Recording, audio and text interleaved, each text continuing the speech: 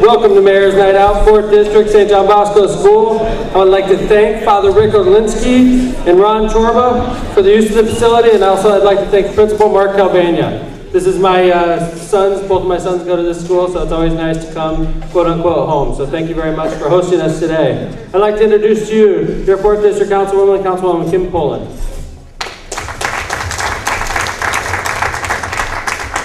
Good evening, everybody. First off, I want to say congratulations to the mayor and the redevelopment in bringing Munster Steel, a $7 million investment to our great city, and we can tell Mitch to put that in his pipe and smoke it.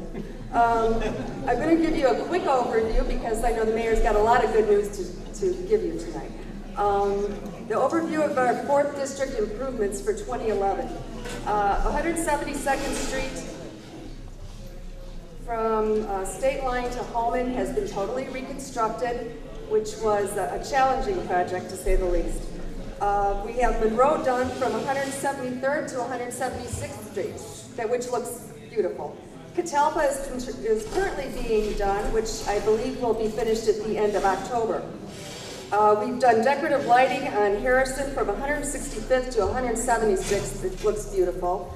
We put new lighting on Old Columbia, and also from 175th Street from Catalpa to Columbia, that all has decorative lighting now. And we were able to light up the Linden Street area too, behind the alleyway there. And as you know, several months ago, that was quite a problematic street. And we have protested and been able to alleviate some of the issues on the street, but we still do have quite a few gang-related issues on that street. We may have to protest that again. We have a lot of safety improvements in the last year in the 4th District. We can thank the mayor. He came out and took control of this project in making 165th and Holman a lot safer for our children at that crossing. Flashing lights were installed on Holman. The speed limit was reduced. Guardrails on the school property were put up. An additional crossing guard and signage has been in place, which has made that corner a heck of a lot safer. Madison Street from 169th to 171st is now a one-way. With the traffic around Edison School, that was definitely a much-needed move, and it is just, I haven't had one complaint. No one has said anything. It's been a real godsend to have that done, and I thank Gary for getting on that so quickly. I want to let you know that before any infrastructure work was done, your casino money in the amount of $190,000 off the top is given to extra police patrols in the 4th District. The 4th District is the most protected district and one of the safest. I do have some street reconstruction projects for the 4th District planned, and Van Buren is one of them, 173rd Place, 174th Place, and I would like to do 167th Street too. My priority with street reconstruction is to do a street that's in poor condition, but is so narrow that you cannot get a fire truck down it with a car parked on either side of the street. And that was the case with Monroe, and is also the case with Van Buren. I want you to know before, this was September 1st, we went before the Liquor Board, along with several other elected officials and Councilwoman at Large. Janet Vanez was there, as was Chief Miller, and several neighborhood groups, and concerned citizens, several came, remonstrating against Kenny May's application for a liquor license renewal. That was denied, and the board issued a majority vote denying the license, and on September 20th, the Alcohol and Tobacco Commission denied the application. We were successful with that, and the reason was Kenny May's. There was some prostitution going on there, right on Calumet Avenue in that location. So that was a successful thing that happened. I'd like to thank the mayor and redevelopment for our main thoroughfare beautification. If you notice, when you're coming into Hammond over by Riverside Park, there's a beautiful Hammond sign. And that also included spruce trees, signage, flowers, and concrete planters throughout Hammond. But it's just really a nice thing to come into the city and see these new improvements. And I think those improvements were $150,000 throughout the city. We are having a dumpster cleanup in the 4th District. That will be October 18th through Sunday, the 23rd. And our locations will be Edison Pool, The Gora Plumbing site at 167th and Columbia, Lyman 165th and 173rd, after this park lot, 175th and Chestnut, 177th and Harrison, 176th in Tapper, and Riverside Park. And I just want to say thank you for being able to serve you these past 4 years, and I hope to get to continue to do that. So thank you. Have a nice evening. Thank you, Councilwoman Poland.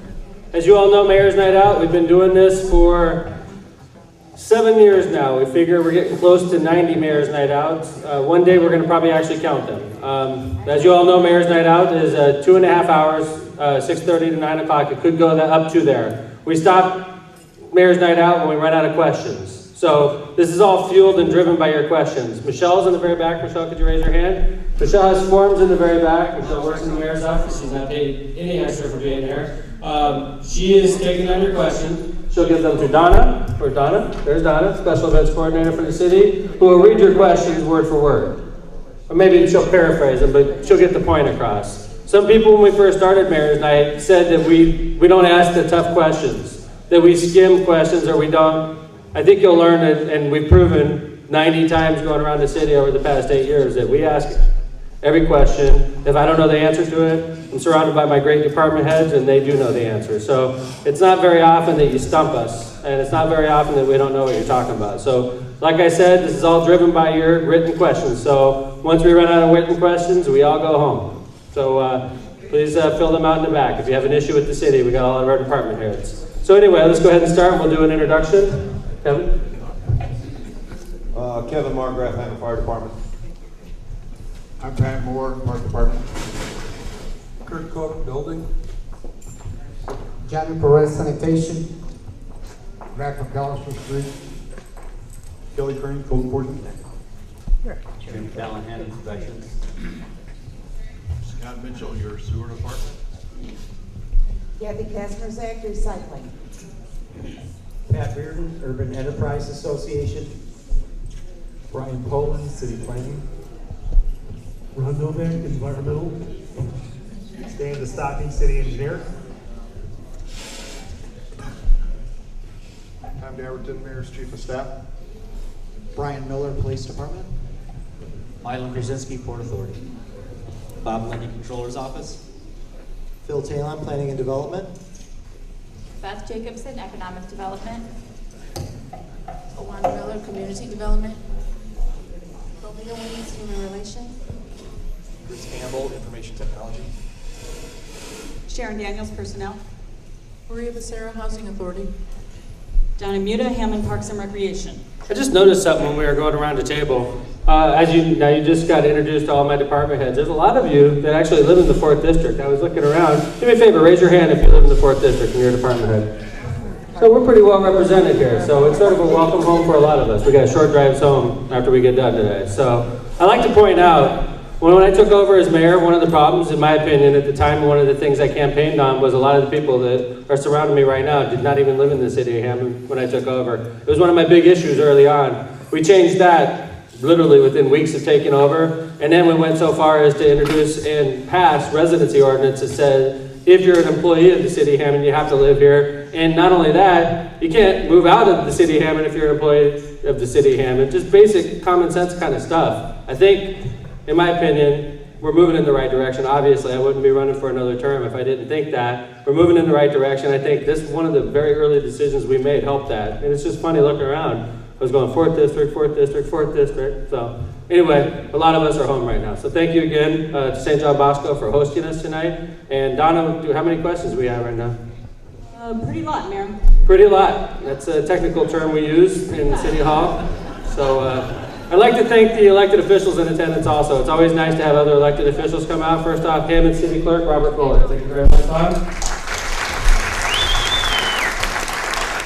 I also got Councilwoman at Large, Janet Benez. All right. I'm quickly scanning the crowd looking for my elected officials. I thought I saw Councilman Michael Pinker of the 5th District. Thank you very much, Councilman. Councilman at Large, Dan Vitale. Thank you very much, Councilman. Did I miss anybody? Okay.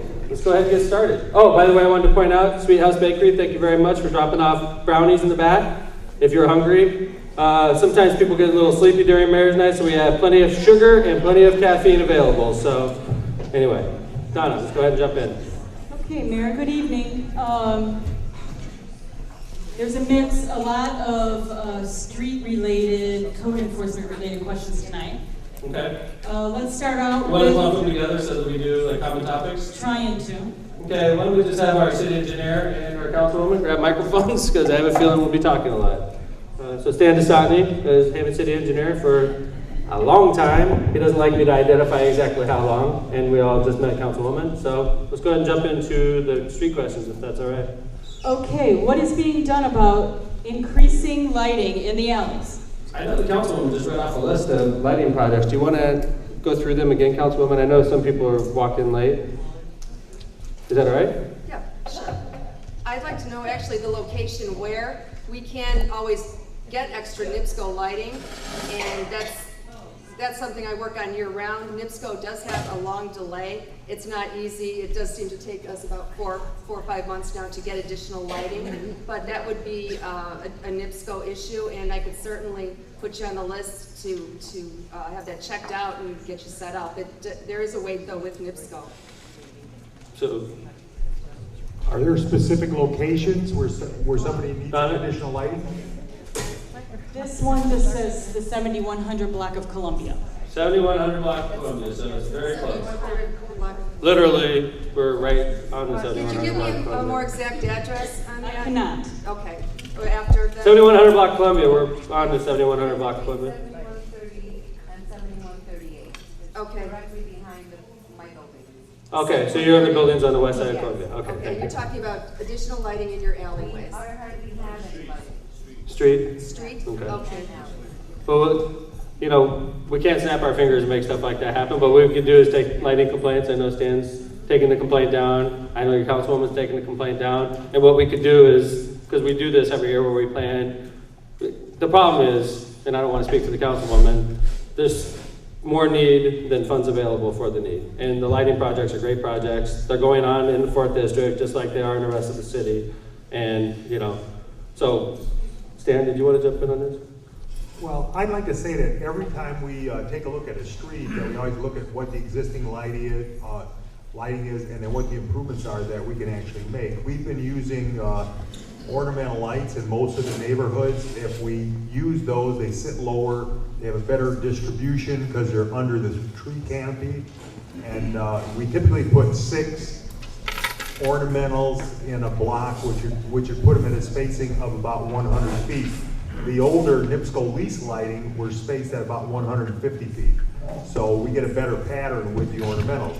Alley lights are typically leased from NIPSCO because that's where all the poles are back in the alley, and there's not enough room to put much else in there. Typically we have two alley lights, but we will change that policy depending on specific situations.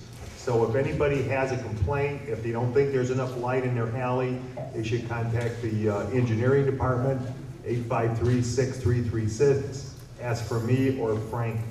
Frank's our streetlight maintenance guy, and he'll go out and do physical inspection. Thank you. Thank you. So we all got the note on the 7100 block Columbia and appreciate the complaint. Just so you know, Mayor, there were 2 for that exact address. Okay, good. All right. What else you got?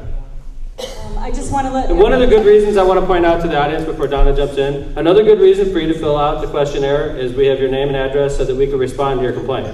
So you'll get a letter saying, thank you for coming to Mayor's Night Out. We got your complaint about the 7100 block lighting situation and we're following it up, okay? Just to let you know that we got your complaint, it got to the right person's hands, all right? So that's another good reason for you to fill out. What happens a lot when you're the mayor and when you're the council woman in this case, when you're going door to door and somebody comes up to the councilwoman and says, Councilwoman, lighting on the 7100 block of Columbia is horrible. With all the best intents in the world, sometimes it's hard to remember those. We talk to so many people. The best thing to do, in my opinion, if you want to get something done from City Hall, is to, of course, talk to the elected officials, but to follow it up with something written or phone calls, okay? Squeaky wheel gets the grease. I say this a lot as mayor, and that's such a true statement. You know, it's not because we're ignoring you, it's because the need is overwhelming. So many people are asking for favors, it's hard to But when you start hearing it time after time, you come to mayor's night, you call the radio show, every time you see the councilwoman, guess what? Your block gets done. For your information, the 4th District has spent every last dime right now on infrastructure between police protection off the top and infrastructure needs for everything from reconstruction to overlays for decorative lighting. We're tapped out right now. So anything done would definitely be planned in the new year. NIPSCO's a different situation though. But if we were doing any ornamental lighting, that has to be all planned out by the engineers, and that does take a while to get done. Okay. Just wanted to point out, Mayor, there's a flyer here specifically to lighting that Stan put together. Please, if you need that, stop by. All the phone numbers he mentioned and what to do for which lights are detailed on the flyer here.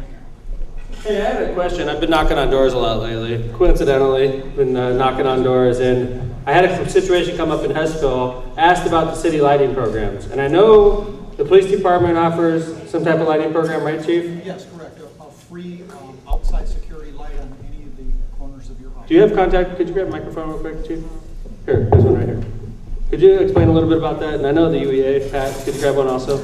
This is for questions about, we have programs, will help light up your property, which helps deter crime on your property and helps us deter crime as well. So Chief, could you talk a little bit about We have a free security light program, and basically we have a professional electrician come out and put up the post and install the light at your home, and it's on any of the different facings of your house at no cost. The only thing you have to pay for is the NIPSCO and the bulb. That's it.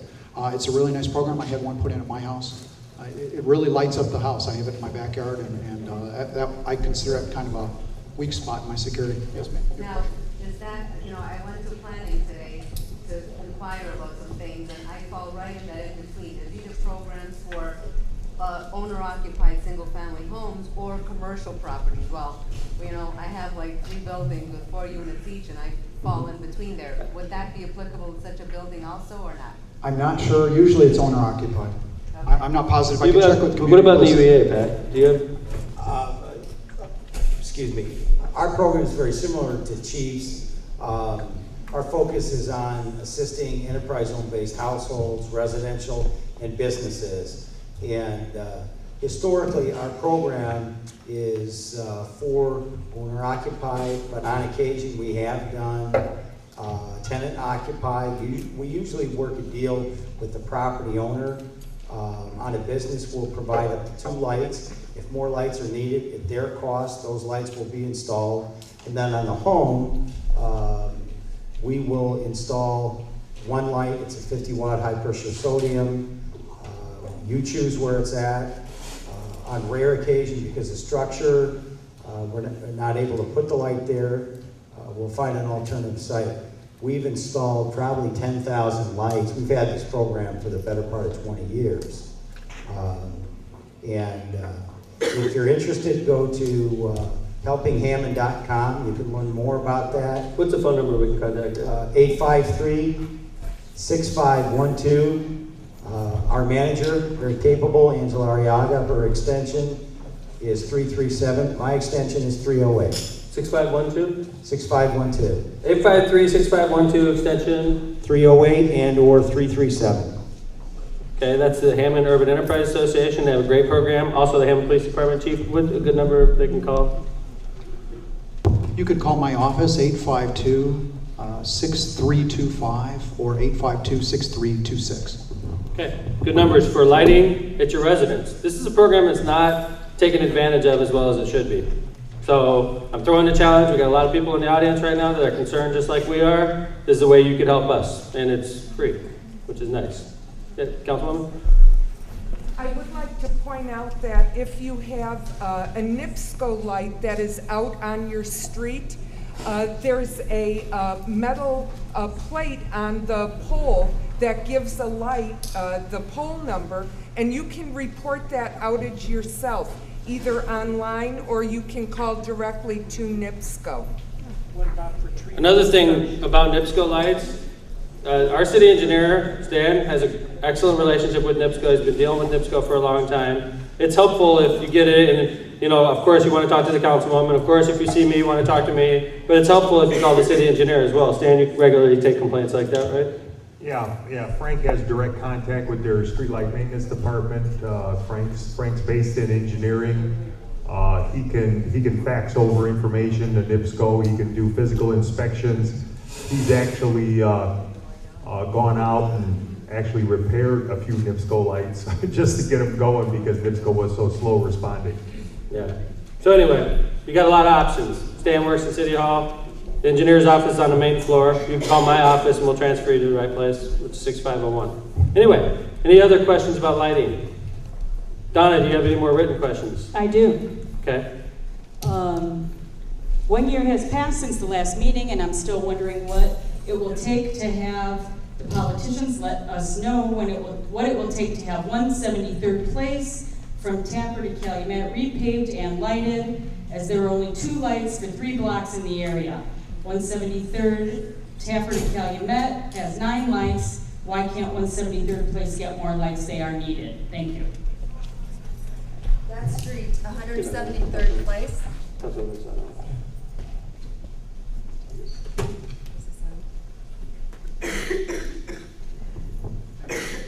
173rd Place is on the reconstruction list for the new year. That street will be getting a new street, probably sewer work, sidewalks, and lighting.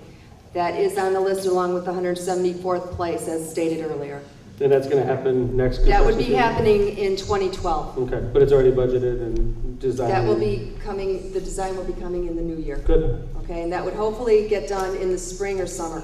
The person that asked that question has the right to follow up if they want, but it sounds like the councilwoman. We're on it. That's in extremely poor shape. I walked that street the other day. I've been on it. It's a dangerous street. It's totally disintegrated. There's a lot of standing water issue. Poor drainage. I am sure an overlay will not do on that street. It does need total reconstruction, and I don't blame you for wanting that done as soon as possible, but that won't be until probably the spring, summer of 2012. Okay. Next question. Thank you for repaving Joe Hirsch Road from Northcott to Indy Boulevard. However, will this road be repaved from Northcott West to Southeastern? The whole road is in bad shape. That would be a question for Councilman Opinker.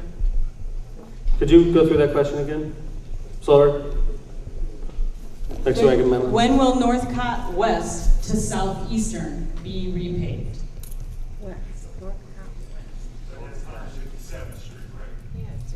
Is the street we're talking about? Yeah. Where's Diane? That's the one by the cemetery. Yeah. Yeah. Yeah, didn't that get stripped just last week? 169 to 167. That was done last year, the repaving of it. He says it's in bad shape. I don't know. I don't take it. Okay, anybody here? You want to claim that one? Yeah, what was the question? When would it be repaved? It's in bad shape. Who's the person that asked that question? Right Is it here, anonymous? Diane. Okay. Hi. Is it? That's my husband's question. Oh, that's okay. Did we? He takes it to work every day. And he bailed out and left you hold the bag. Okay, what's that other? I can't read that. What is that? 100 and what? Oh, are you going to finish 169? 169? Street, yeah. 169, what? You want to know when it's going to be done? 169. You're gonna Okay. Okay, good. 169 There you go. is a federal project. And actually, we started at Klein Avenue, and we've worked across the city in 3 separate projects, and then we're up to Southeastern Avenue right now. The final segment runs from Southeastern over to Calumet. They haven't done the construction on the southeastern portion though, right? They only actually constructed up to the boulevard, I thought. They actually reconstructed it beyond the boulevard. They did. Now, there's a part that they only overlaid because there's an issue there with some burial plots under the pavement. There you We go. wanted to get There you up. go. I forgot. So we just Yeah. wanted to leave well enough alone. So I think we all know the part we're talking about. From Southeastern over to Calumet could go to construction next year. These projects are led through the Indiana Department of Transportation, and they're funded out of NERC, 80% federal, 20% local. So I can't give you any firm date, but right now it looks like it's gonna be built next year. And that project's gone really well as far as, it's a significant upgrade once it's finished. I mean, over by Purdue Cal, when I first took over as mayor, we had a fatality, a young lady crossing the street on a really misty winter evening. She was hit by a car, and it was those yellow lights at the time, and it was really hard to see. And with this new project coming through 169th, it's night and day, literally. I don't think that tragedy would have happened under the current conditions. So it's unfortunate that things like that have to happen, of course, but I think that we're safer as a city because of it. But 169th is an expensive project, as Dan pointed out. We need federal money on a big project like that. And I imagine within the next couple of years, it'll be completed all the way. It should be completed all the way up to Calumet next year or very early 2013. Okay. You know, there's some real significant underground improvements there too. There's a brand new water main. There's a separation of the storm and sanitary sewers, which definitely helps the whole neighborhood with basement backups. It's a real significant project, and it was 80% federal. And I think we've spent on that project from Klein Avenue up to Southeastern like almost $20 million of federal money. So this is a great project for the city of Hammond. We have to compete with the other communities for that money. All right, Donna, how we doing? Looks like you got a lot of papers in your hand. A lot of papers. Wow, we're gonna be here till midnight. We'll try to stuff it up for you, Mayor. Street lamp in front. I think it's the most important. Sometimes you raise your hand. I think it's most important on an evening when we have a lot of written questions to focus on getting through the questions. So if you want to guarantee that your question gets answered, I would go back and see Michelle. Okay? And we're going to focus on the written questions because we do have a lot of people here. Okay, Donna, sorry. It's okay. Street lamp at 2720 164th Place is obstructed by an overgrown maple tree in front of the vacant house that is at 2719 164th Place. Okay. They've called the city and NIPSCO 3 times. Can we do anything? Pat, could you grab a microphone? Pat Moore is the head of the Hammond Park Department. Hammond Park Department is responsible for trees in situations like this that are existing on the right-of-ways. If they're on your private property, that's what people went to jail for in East Chicago, and we don't want to do that here in Hammond. So we make sure that it's, of course, on the public right-of-way. Pat, do you want to tell them a little bit about what you go through? Well, basically, a lot of these trees that we're getting that are covering up lights, a lot of them are in the parkways, though, Mayor. But a lot of them also are on private property. If they're on private property, we can't go on it. I think maybe, I don't know, code enforcement can go after stuff like that. Streets? I don't know if they can or not, but I mean, it's pretty hard on private property. If it's obstructing the sign, though, I guess, Mac, what do you think in streets? You guys can go probably cut something back and help them out, right? Donna, do me a favor on this one. Put Pat Parks down and put Mac down on the streets. And then I think I should cover it between the two of them, right? It's an obstructed sign, right? Light. Obstructed light, excuse me. Okay. Street lamp. We'll still put streets down also, just in Okay. case, you know, All right. they got some heavy equipment, they can get out there. All right. And there's another one in that area too. Oh, did you have a question? Was that your question, man? Okay. Wait, let me get over to you. With regard to that tree, that maple tree obstructing the light, it's in the easement at 2719, so that's not a parkway, it's the city's property. So I don't know if that makes a difference. I'll come out and look at it. I'll look. I I'll definitely appreciate come it. out. It's a I'll big look at it old right tree, away. and it's just, it's a beautiful tree, but it's And you just said like 164th place, right? Right. Technically, I want to point out, in all due fairness, that that's the 3rd district, but that's fine. No, anybody's, but I don't want anybody to think that the councilwoman's responsible for that, because in this case, it would be Councilman Higgs' district. We're going to take this issue, though, ma'am, and we're going to follow it up, okay? All right.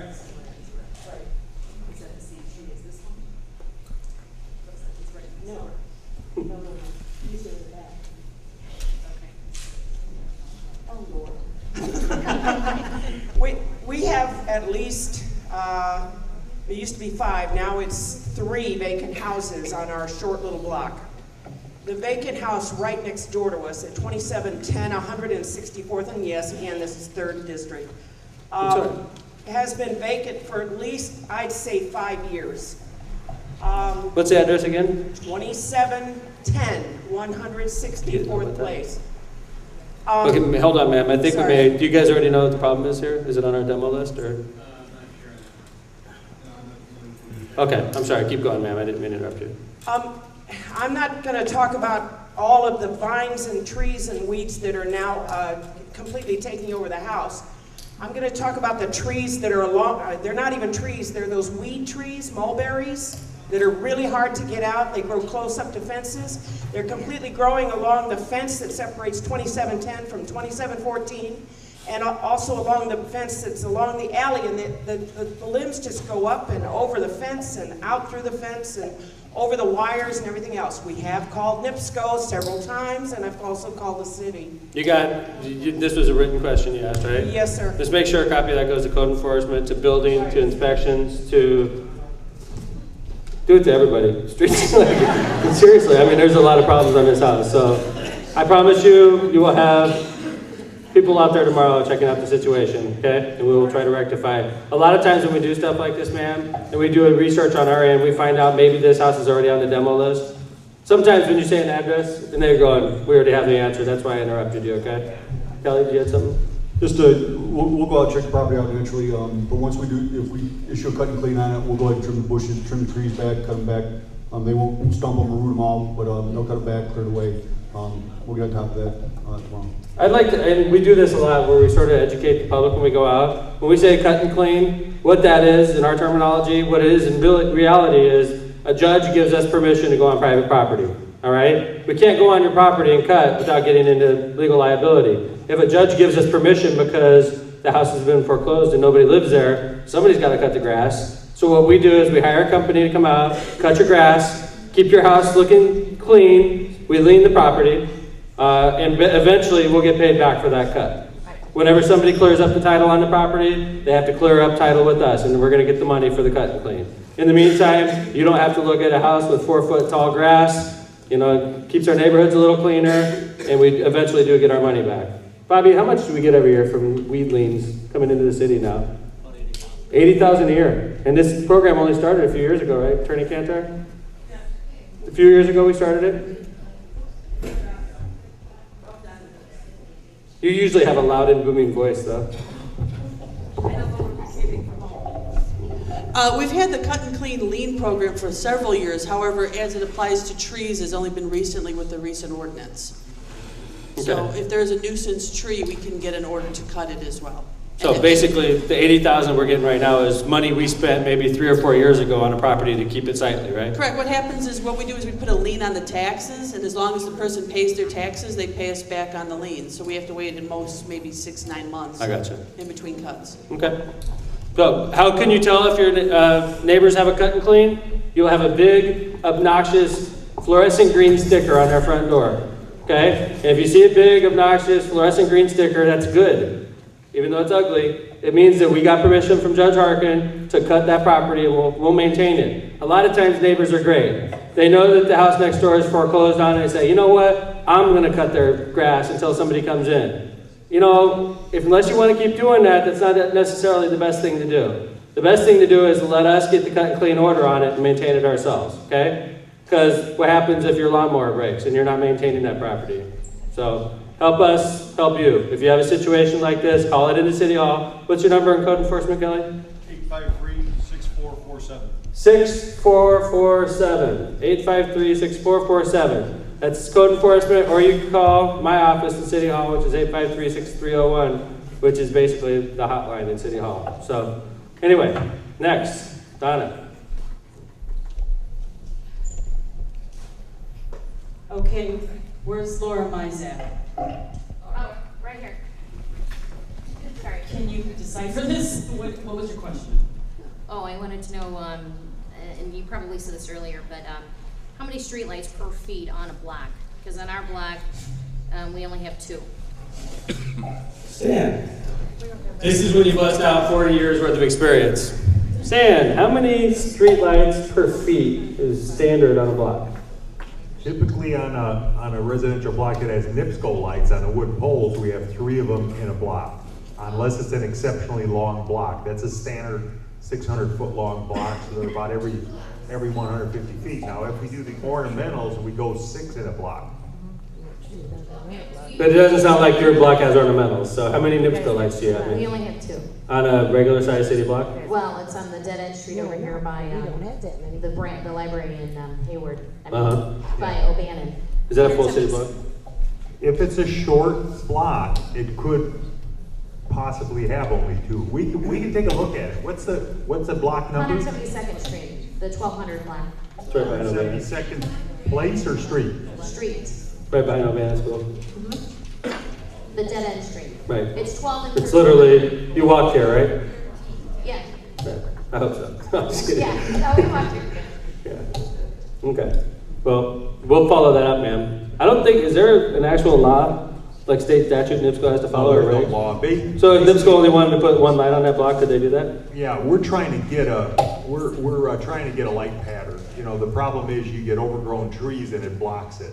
So lots of times in the summertime, even if you got the 3 lights and they got a 150-foot spread on them, you may not get the light because of the trees. Right. Great. Thanks for the question, ma'am. Learn something new every day. All right. How we doing, Donna? Next up, Mayor, 172nd Street. They just referred to it, the dead end at 12 and 1300. Right. It has big holes in the top layer. Can this be filled in or recovered? You know if that's on the overlay? Is that on the overlay? No, that's not my district. 172nd? Not that number, no. Okay. No. Okay. You're talking about right behind, that's actually Councilman Opinker's. You're talking about 172nd where? Is it the same block? 12 and 1300 block, the whole block. This is technically the 5th district. I have the 4th right here. Right behind here is the 5th district. We don't zigzag till around Chestnut. Do you know Councilman O'Pinker? Do you know of 172nd? Not offhand, I don't, but I will look at it first thing. Do me a favor, Matt, could you take down that block? 172nd Street, sounds like we have pothole problems. Listen, if it's not on the overlay list, it'll be on the street department's list tomorrow morning to come out there. And we can do something for you in the short term. And it's obvious that we don't have the overlay list on us right now, so. Is it 12 and 1300 block, Donna? Of 172nd. Thanks, Matt.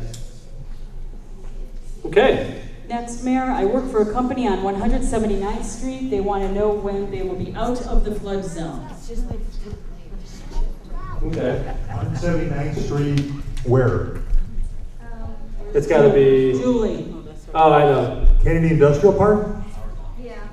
They are out of the flood zone now. They are? Yeah. Okay. They can contact Don Novak and he can give them documentation so they can show it to their insurance company.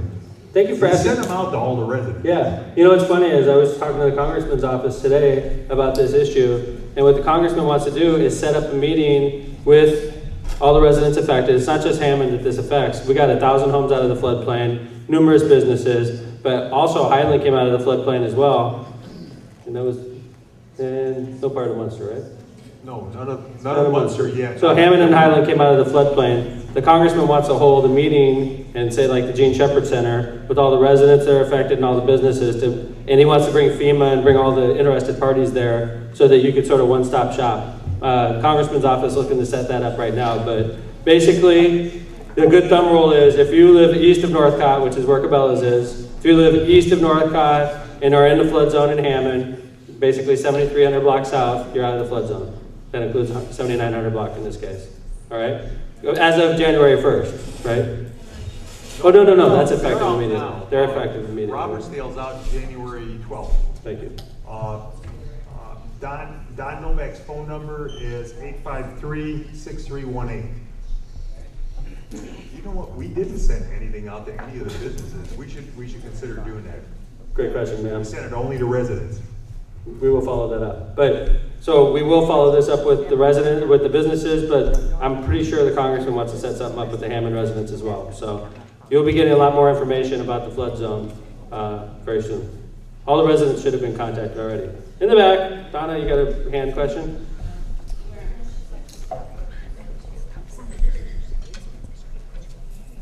When will west of Northcott be out of the flood zone? Great question. As you all know, this project is being driven by the Little Calumet River Basin Authority. They hold their meetings, I believe, once a month in Munster. They're pretty well attended by Hammond residents. The project's moving with some exceptions, I think in a decent pace. We used to have 3 members on the Little Calumet River Basin Authority, and they were all taken off the River Basin Authority. And I'm looking around here, I don't really see one person that actually sits on that board, so I'm just going to pass off to Stan. Stan, do you know, what is your best estimate for west of Northcott? Basically, all of levee work's done from Northcott over to Lyman. Now, from Lyman over to State Line, there's a few issues that need to be resolved. And then up State Line Avenue, we have sat down with the Army Corps and we've accepted responsibility for a closure structure that the city would put in during a flood event up State Line Avenue. Isn't it true that, this is sort of funny, isn't it true that they're using the quote-unquote curb or the wall or whatever you call it as part of our flood relief device? Well, that's going to give us the guide of where to put the barrier up. So whether you like the curb or not, it's actually helping us now. It's helping us with our flood control in that area. It's literally acting as a levee, and we're going to build on top of it, right? Yeah, we're going to be right on top of it. We're going to have, it's a block system that we're going to set up, and it's an interlocking block, kind of like Lego blocks that are going to be set along State Line Avenue. The Army Corps is presently designing the structure. I don't know, Mike, there's a shortage of funding right now to actually complete that last segment of levee. If they get that worked out, I think the physical work isn't all that extensive. I think you're looking at less than a year. So possibly, I'd say the earliest they're going to get out would be late 2012. We're plugging and we're pushing, and we've been very successful with FEMA with getting parts of Hammond out of the flood zone. We just got 1,000 out, obviously, with this OS announcement. In the Robertsdale part of Hammond, we've gotten many homes out of the flood zone. Over in Goose Island, which is the area by the Lost Marsh Golf Course, we've been very successful over there with a number of homes. That was early in my administration. And then also over in the Water Gardens, which is over by Wolf Lake. In that area over there, we got a number of homes out of there as well. We've been very successful getting homes out of the flood zone. We want to get you out of the flood zone. We're working hard to get you out of the flood zone, and as soon as they finish that work, the Little Calumet River Basin Authority, we will be pushing just as hard to get you out as we were pushing to get everybody else out. It's a tax that it's a big tax. It's a big way for us to try to save you money, and in my opinion, we should all be out of the flood zone. So we're working hard. I got great people working with us. Besides having Stan here, we have a consultant that works for the city that worked for FEMA. Did Seabash work for FEMA? No, Seabash used to work for FEMA, but Seabash works for Christopher Burke. Yeah, but he used to work for FEMA. Right. And we gave him a key to the city at the last mayor's night because he was instrumental in getting over 1,000 homes from Hammond out of the flood zone. So this guy knows what he's doing. He knows the people in FEMA, and will use his experience to try to get you out of the flood zone. All right? I think we had a question in the back, Donna. Gentleman back there. You still have a question? Oh, there you go. I was just wondering, where are some of the flood zones in Hammond? Like, where are they located? The flood zone in Hammond right now, we got a few homes in the Water Garden section, which is in Robertsdale. You got a lot of homes, literally probably 2,000 homes in this district. The 4th district's one of the heaviest hit districts. If you live south of the 7300 block in Hammond and west of Northcott, you're probably in the flood zone. And it's a number of homes, literally 2,000.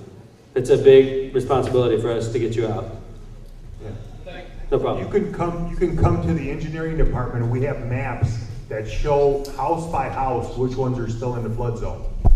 You can call us up if you got a specific address. We can actually tell you over the phone, 853-6336. Right now, because of the changes, there's still a few homes north of Dowling Park that are technically in the floodplain, but I think we're going to be able to get them out. You know, we're doing some surveys there.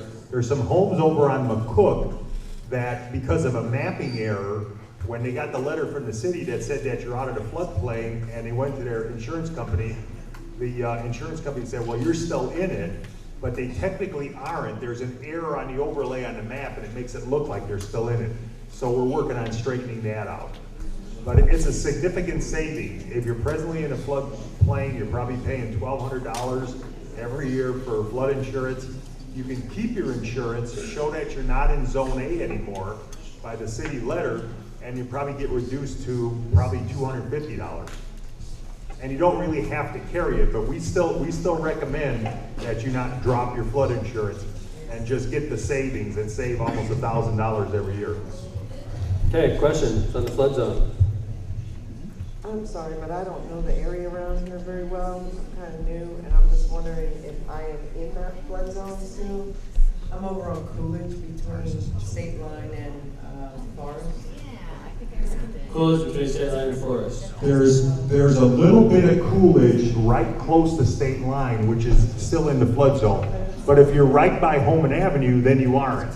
If you want to call the engineering department and give us your specific address, we'll tell you for sure. You're on the border. 3 houses from State Line, so Your 3 houses, you're probably still in it.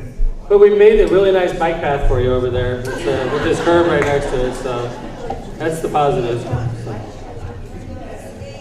We got any more questions about the flood zone? I think we hit that issue pretty hard. If you have questions, we're willing to follow it up, though. It was very good news sending out 1,000 letters. It'll be a better day when we're sending out 2,000 letters to the rest of you, okay? We're going to keep working hard. We got the same team on it that's been successful so far, all right? Okay, Donna? What's happening at Woodmar Shopping Center? I immediately pass off to the head of economic development when I hear this question. Hey, Phil Talon, how you doing? Good, Mayor, thank you. I've never heard this question before. This is a rare one. Yes. Let me try and think back. I think most people know the history of Woodmar at this point. Obviously, this is property not owned by the city. It's owned by a gentleman who is, I want to use the term correctly, but difficult at times to work with.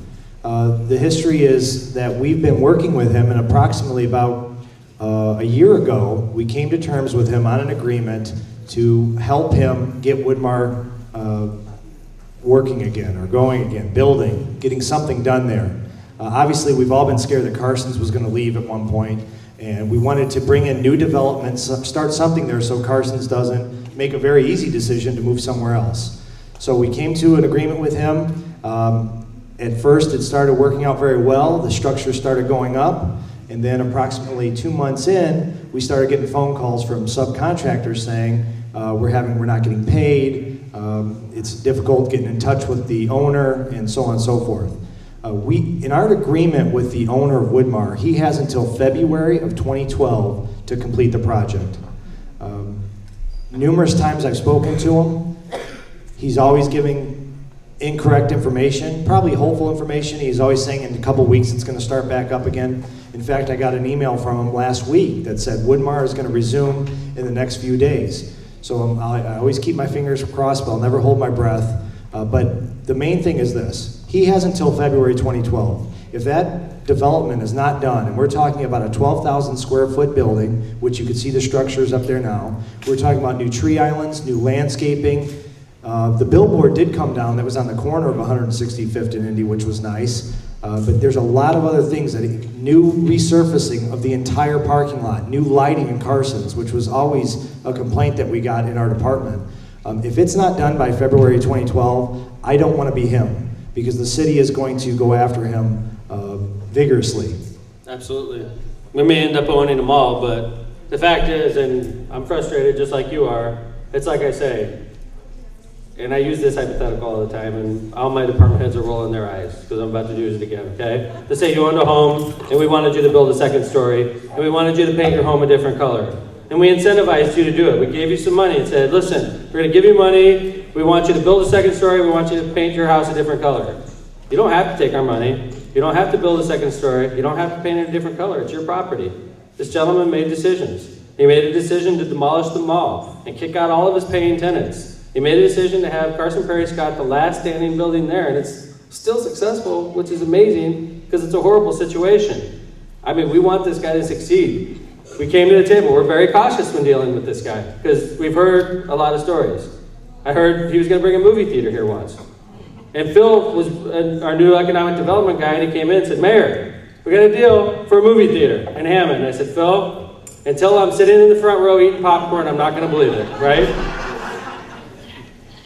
Unfortunately, we have to take this guy owns the land, he owns the property. We don't build malls, cities don't build malls. So all we can do is incentivize the guy and urge the guy to do it, but at the end of the day, if he refuses to do it, I don't know what to tell you guys. I really wish I could tell you, we'll build it, but that's not what government does. We incentivize, we encourage, we help. And we've been successful. Since we're talking about economic development, what happened today, Phil? Today we made the announcement that Munster Steel, which is currently located right off of Calumet Avenue, just south of 45th, has decided to build their new facility in Hammond. $7 million investment? Multi-million-dollar investment, 120,000 plus square foot facility, 40 employees that are relocating here. They're estimating 40 new employees over the next 5 to 7 years. And I mean, they looked at a number of municipalities for this project, and we won, basically is what it came down to. And the fact we won is because we're proactive about incentivizing businesses to make things happen. And in this case, it worked. And I know what you're thinking. Munster Steel in Hammond, are we going to force them to change their name? Yeah, I'm just kidding. No. We're working on Munster Donut next, and it sort of makes me happy to have a Munster business here in Hammond. We're going to be calling it Munster Steel. But anyway, it's a great announcement. We've been working hard on economic development in a tough economy. We landed a big one today, and there's a bigger one hanging out there, and we're trying to reel it in right now. Okay? And this one, as great as Munster Steel is, the one that's hanging out there is bigger, and we need it, and we're working hard to get it, and hopefully, you know, we can announce very shortly here that we got it, because it's a good one, and it's going to help our city a lot. So, anyway, I know it's a tough economy. Anyway, Mayor, the one other positive about Woodmar is we met with Carson's approximately 5 or 6 months ago, because we were concerned as how they were doing. And this Carson's in Hammond is doing better than the one in Calumet City, and better than the one that's in Holbert. So this Carson's is doing very well. I believe they want to stay. And if we can get this owner straightened out, I think we can make it happen, but it's been difficult. But the bottom line is, as an economic development team, we don't want to lose Carson Prairie Scott. It means a lot to the city of Hammond. We have to start coming to decisions on our part is, if it's not going to happen at Woodmar Mall, do we try to make it happen in other parts of the city? And I'm very open-minded, because I don't want to lose Carson Prairie Scott, okay? So we're working hard to keep retail in the city of Hammond, and that's an important piece of our history, and we don't want to let it go. All right? One of the best customers right here. Good for you. I'm glad. My wife is. I don't want to go either. I hear you, ma'am. I promise you, we're working hard on it. Okay? All right. Anyway, do we have a follow-up on that, or are we going to a new question, Donna? New. Okay. Millions were spent regarding resurfacing Calumet Avenue at 171st and Calumet. The concrete around the manhole cover is already deteriorating. What can be done to fix this? Calumet at 171st. First, I'm going to tell you that was a state job. So, Stan, sounds like we have asphalt problems at Calumet at 171st. Well, it sounds like it's concrete problems. I hope it's not the same concrete for the Klein Avenue Bridge. But Stan's been waiting to use that one for like 5 months. I can contact NDOT. That was just recently done. That's not even 2 years old from what I remember. You're talking about the concrete patches at the drainage structures and where the manholes are, right? That's correct, sir. When trucks are traveling southbound, they're shaking as they hit that spot. And as you know, that's the crosswalk for students leaving that school. And as I go to work, I picture a truck falling over and smashing some kids, and I would honestly hate to see that happen. 171st, right there where Dairy Bell. Oh, Dairy Bell, yeah, Dairy Bell. I'll check that out tomorrow, and then I'll contact NDOT if it's an issue that they should be able to fix it. I think there might still be some kind of warranty on that section of roads. Scotty Mitchell, 4th District resident, head of Hammond Sanitary Sewage District. I'm aware of your problem, know right where it's at. That's the underground utility manhole structure. Is it because you go to Dairy Bell so much, or is it because you actually... He's like, I'm very aware of that one. Yep. It is not a Is it a foam manhole? Yeah. It is not a city Hammond sewer type structure. It's actually an underground electrical contractor and subcontractor, whatever, utility. And that's the one right in the southbound lane, outer lane, right before you get to 171st. It's an AT&T conduit, Scotty. Yep. Yeah. But it's not a city-owned structure. I'll take a look at it and I'll call AT&T. But the concrete it's something they're going to have to fix. It is bad. I think we've already made one call to them already. So Raymond filled out the paperwork on that one, Raymond? Yes. All right, thank you. We'll follow that up. Thank you. Another one, streets and walkways. Are there any ordinance related to blocking walkways? As you know, some businesses put out their signs selling their goods and services, but unfortunately people in bikes, strollers, and wheelchairs can't utilize that same sidewalk. Great question. I've been riding my bike more often lately, and I've been running into the same situation. I'm going to pass off. I'm sure there is an ordinance that says such a thing, but before I pass off, I'd like to have my city attorney answer that question, because I know she is wise on the Hammond ordinance book. This is Attorney Chris Cantor. The issue about blocking sidewalks? Yes. Yeah, no, you cannot block any city sidewalk. With a business sign, or like maybe your car is hanging out and blocking the sidewalk? Absolutely not. No, in fact, people are ticketed for blocking the sidewalk. A lot of people who have a sidewalk that runs through their driveway, perpendicular, if they park in such a way as to block the sidewalk, they do get ticketed. So there is an ordinance against it? Oh, absolutely. So if you run into a situation like this, non-emergency number at the police department? Yeah, I'm non-emergency at the police department, or even if you can get a picture of it, I can send them a citation. Really? Good. I mean, it's not one of those things that if you're doing it, if I get a picture of it, you were doing it. Okay, that's good. So camera phones work? Yeah, just give me a picture, and then and I need the address, obviously. Everybody's got camera phones, so picture of the car, and then...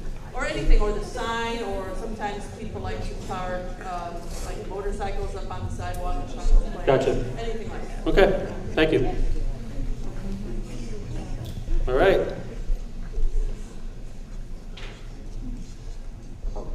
As you know, I'm sorry, I got a million questions tonight, sir. As you know, the RBA Brown route bus from Community Hospital to the government complex ends this Friday. The route doesn't even travel down Ridge Road, which excludes numerous economic and shopping opportunities. The city graciously gave $1.8 million to operate for 2 years. What advice do you give for residents who have business at the complex or potential jurors who are transit dependent? And would you be willing to do a ride-along to see how ineffective and efficient that route that they have chosen has been for the years that they've operated?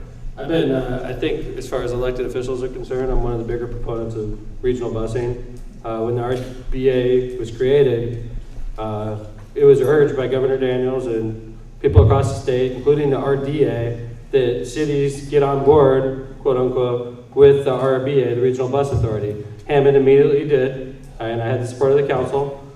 We did give operating funds for 2 years to the RBA for them to become successful. They put together, I thought, a real good regional map. I think it's been very effective. But the problem, as you're aware, I know Raymond, as many of you are aware, is there still has been no permanent source of funding for the buses. And this is not just a problem in Northwest Indiana. This is a problem with regional busing all across the state of Indiana. Right now, and I'm glad Raymond brings this up, because there's a lot of senior citizens that use the buses. There's a lot of the disabled community that uses the buses. I was driving down Michigan Avenue the other day. I saw a bus sitting next to me, an RBA bus, with a mom and 3 kids on there. Nobody else on the bus. And I hear people say all the time, you know what, nobody rides those buses. Those buses are always empty. And I was thinking to myself, this bus isn't empty. There's a mom and 3 kids on there. And if these buses stop running, what's this mom and her 3 kids gonna do? What's Raymond gonna do? What are people that need these buses gonna do? There's no permanent source of funding for our buses. Hammond did what we could to help them. We gave them $2 million. And there's still no permanent source of funding for buses. Raymond, I know for a fact the buses have enough funding to get through July of 2012. Okay? After that, Raymond, I don't know what to tell you. I promise you that I'll be in the State House trying to work on this problem with the RBA. And I think if you talk to the leadership at the RBA, they'll tell you that we're very supportive as a city. I think it's a travesty. I think it's a total travesty. And if the buses stop running, I don't know what to tell you, man. I really don't. And we're going to have to obviously do something, but I think it's a travesty what's going on right now with busing. It's a shame. I don't know what to tell you. I hope it doesn't happen, Raymond. I really don't. Okay. All right. Any other questions on busting? Oh, Bobby, aren't you on the RBA? Nice. Grab the microphone, big guy. And Brian Pullen. All right. Was that correct on the funding? Yes, absolutely. The RBA has funding right now to continue the routes as they currently will be after Friday when they have the rate reduction with the brown line eliminating, and then the red and the green routes currently are on half-hour service, meaning a bus is supposed to show up at the bus stop every half hour. That's going to go to 1 hour service. So it's going to be the same route, but it's going to go to 1 hour service. And that new schedule is going to continue through June 30th of 2012. And there's no...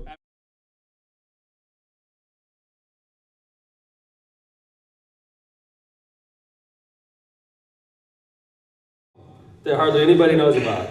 They have one more session to try to fix it. The General Assembly meets January 1st to try to fix this problem. It's a major problem.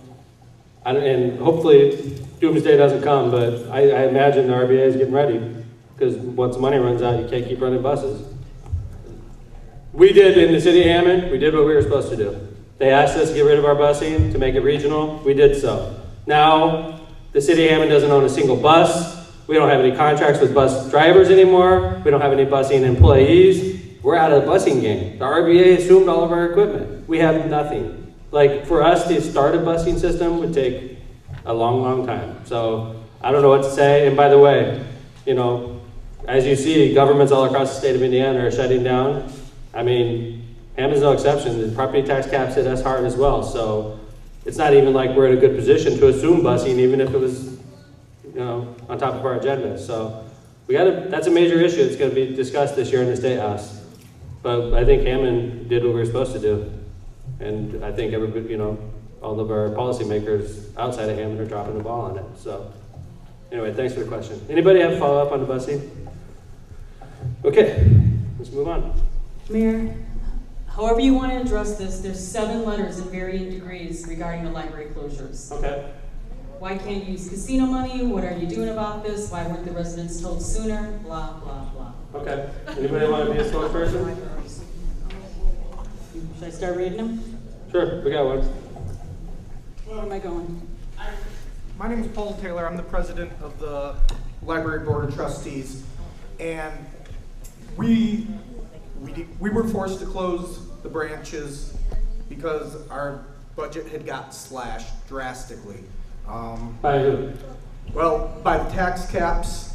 That were approved by 75% of Hoosiers. Yeah, this was these closures, the rest squarely on the lack of funding due to the property tax caps, the circuit breaker, and the lower percentages of taxes collected in the city. We are solely, well, not solely, but 96% of our funding comes from property taxes. And there's just no way we could have made this up, the shortfall.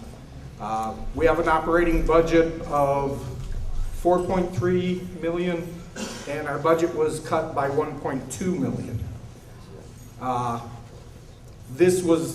We knew we were going to get slashed, the budget was going to get slashed, but we had no idea that it was going to be this severe until near the end of July, when the state let us know what our final budget would be. We were really hoping that we'd be able to keep the branches open as long as possible, but when we got this news, there was very little we could do. It's been, 2.5 months since we found that out, and we just had to close them. We don't have the money to keep them open. How much did it cost to run them, bridge? The branches in 2010 cost us about $510,000. So even closing those branches isn't going to solve this issue. How much of a deficit do you have annually? Our 2011 budget was cut by $1.2 million.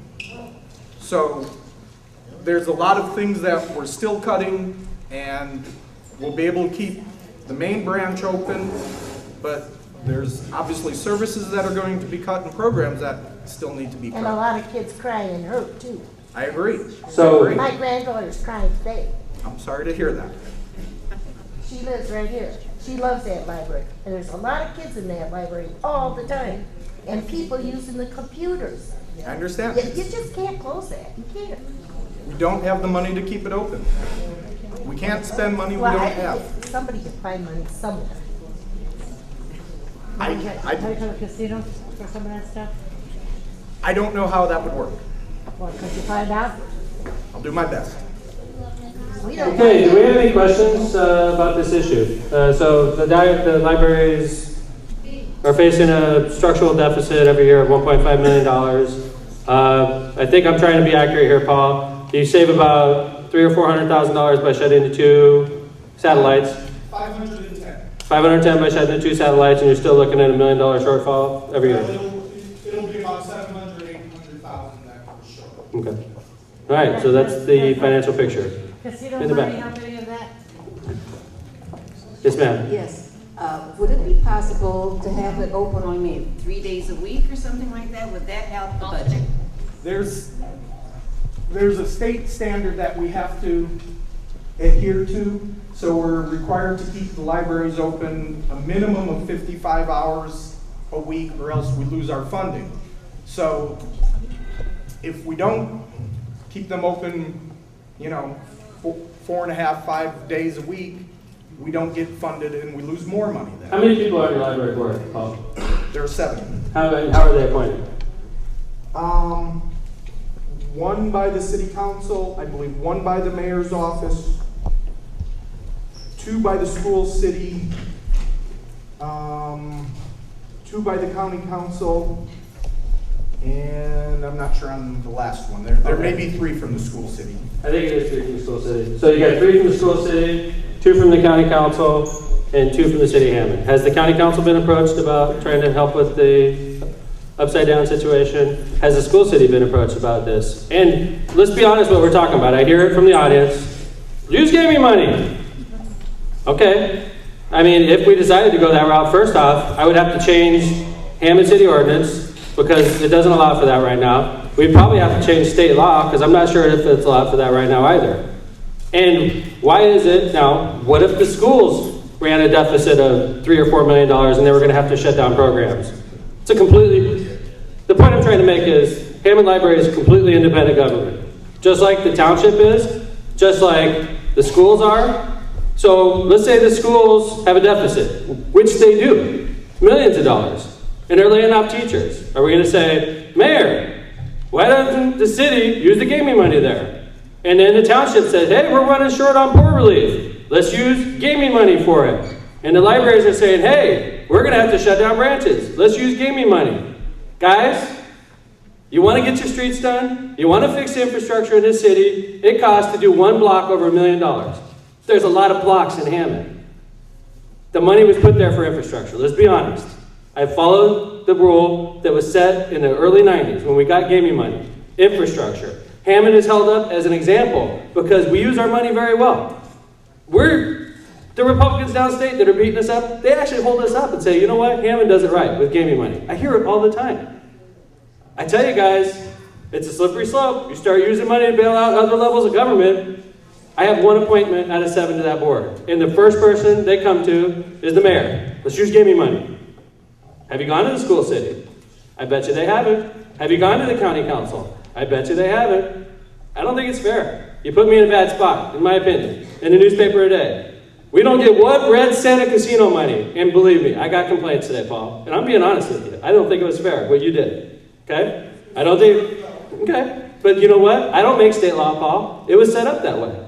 State statute would put you guys independent on purpose. You're independent, 100%.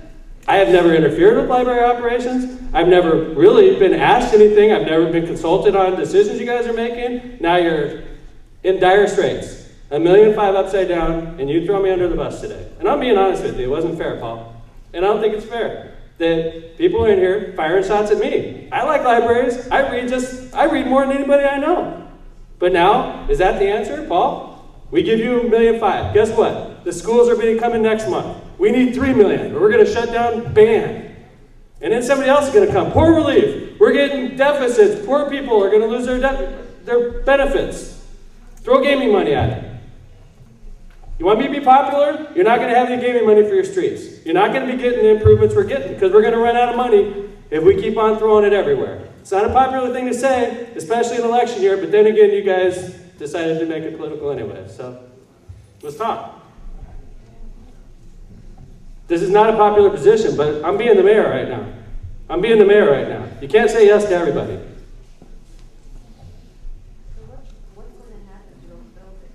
Man, I'm not sure. We don't own the buildings.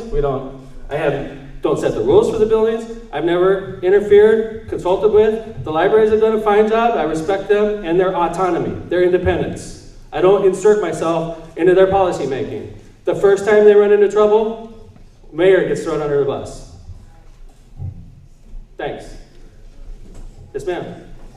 I'm talking about getting my, that also includes the lottery, because when we started the lottery, that was supposed to take care of the schools and the libraries. I mean, so that the state's supposed to be responsible for that. That's basically what I'm talking about. I'm not talking about our vote in Hammond. You know, I guarantee you, if Mitch Daniels heard this conversation, he would say, you have too much government in Lake County, you need to downsize. That's what our governor would say. And I hate to point out, this question, the tax cap, was put on the ballot. 75% of all voters in this state approved that constitutional change.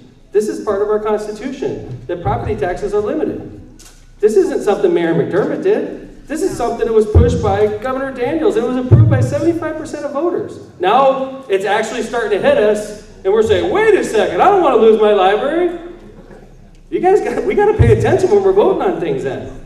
This is what we voted for. Whew. Yes, ma'am. Yes, we heard a few minutes ago that a total of 7 letters came in, or 7 messages about the library. Today. Yes. Right. I think it would be only fair, I'm going to request that all 7 of those letters please be read aloud. It was phone calls to City Hall, I believe. Tom? 7 letters. Oh, okay. Yes, I'd like to hear No problem, them, man. please. Donna? Yeah. Read, please. We always say we read off all the questions, so.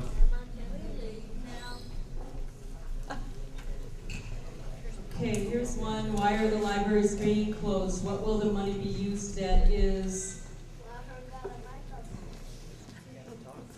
Can't read it. It's needed to help people and children. I would like to know about the closing of the Haywood Branch Library.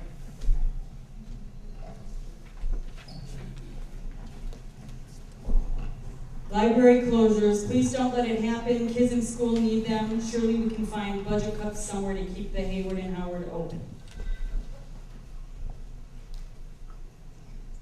What can the city do to preserve the libraries that are going to be closed, particularly the Hayward? There used to be a way to save these libraries. That was before the taxpayers. Channel 7 is airing a piece today regarding the closing of the branch libraries. It's bad publicity. Why can't we use revenue from the Horseshoe Casino, approximately 2% of the total, to be used to resolve this situation? I remember the glory days of Hammond. These are not those days. We just announced a $7 million brand new business opening up in the city of Hammond today. Can you tell me about the library closing in Hesville? Seniors use it and kids will be without computers. Many of us in the community are both heartbroken and angry that the 2 remaining branch libraries are closing effective November 1. On behalf of those of us, including many children and teenagers who love books and learning, I want to ask, number 1, why was the community not informed, asked for their input on the HPL's problems long ago, when perhaps we could have helped to save the branch libraries? Number 2, why did the City Council and Mayor's Office refuse to contribute any money from casino revenues to help the libraries? I'd like to point out first off, before we go to number 3, that's illegal currently under city ordinance. We would have to change the law to allow this to happen. First off. Number 3, what future do you see for the libraries in this town? Do you intend to restore branch libraries so that more people once again will have access to books, book discussion groups, children's story hours, and other priceless treasures provided by libraries? Is that all? Donna? That's all. Thank you. We went all 7. We understand the general topic now. I'd like to point out, for fairness, this is not a trend that's just limited to government. I know we all realize that Barnes & Noble, I think, is bankrupt and shut down all of its locations. And Borders, I know it's shutting down locations. I'm not sure if that company is bankrupt also. So, what was that? Bankrupt. Both of them are, right? I mean, Walden Books. I hate the little e-books. I hate the little e-readers. I hate that stuff. I hate the internet newspaper. But life is changing, guys. Some people read these things and they're not going to buy books anymore, and I love books. But it seems like right before our very eyes, life is changing a little bit, and it's you know? Anyway, we got a question right there? Where will we vote, since we vote? That was a question I was just asked today.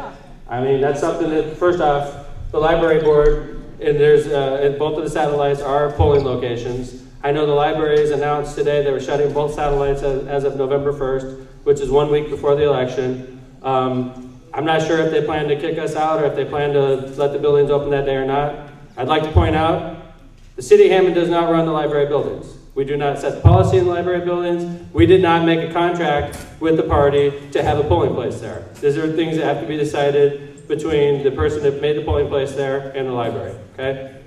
That's a great question, though. It's something I was asked earlier. I know the city clerk puts out a list every year of polling locations. There's got to be in Hammond 5 precincts at those 2 locations. So we got to follow this up for sure. I appreciate you asking that question. Question on libraries. I just want to make a statement back to the library board member who happens to be present this evening, although it's your night, that for them to say that they just found out about this 2.5 months ago or whatever is a bunch of you-know-what, because there was the vote on capping taxes, property taxes or whatever, way over a year ago. This has been coming to them and coming to them. They should have been planning. Not only that, what have you been trying to do since then? Have you looked for any grant money? Have you done any active fundraising whatsoever, getting out there in the public and doing any kind of fundraising? $1.2 million. My goodness, somebody can put a coffee can at the 7-Eleven and get money for somebody's surgery. Why can't the library do some active fundraising to find $1.2 million to keep 2 branches open to help our school children through this school year? We need you and our seniors.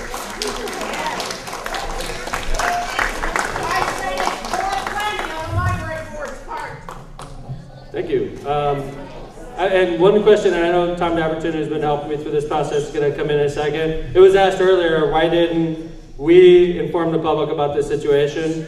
I'd like to point out again, first off, I don't know the financial situation of the library because I'm not running the libraries, first off. Secondly, we didn't alert you that there was a problem because we didn't know, because we found out about 2 months ago as well.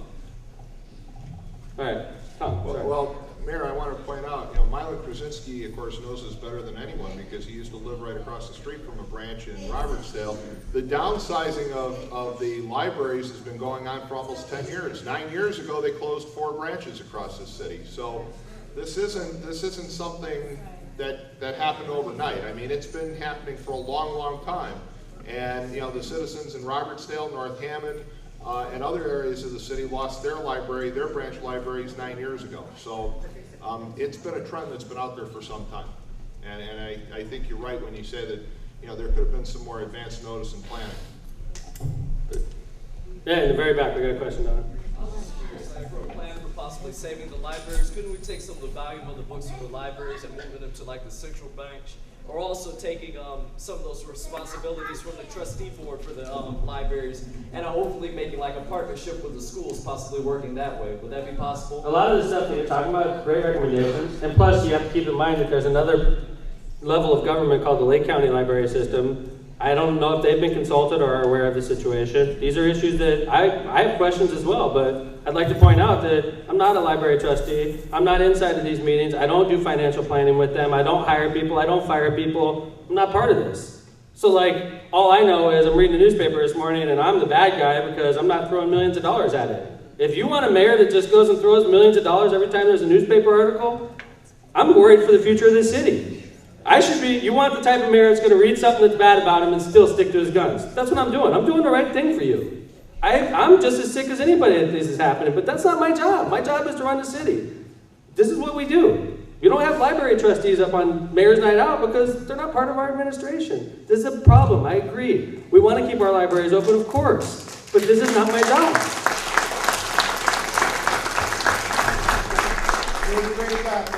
Thank you. Thank you. And you know what?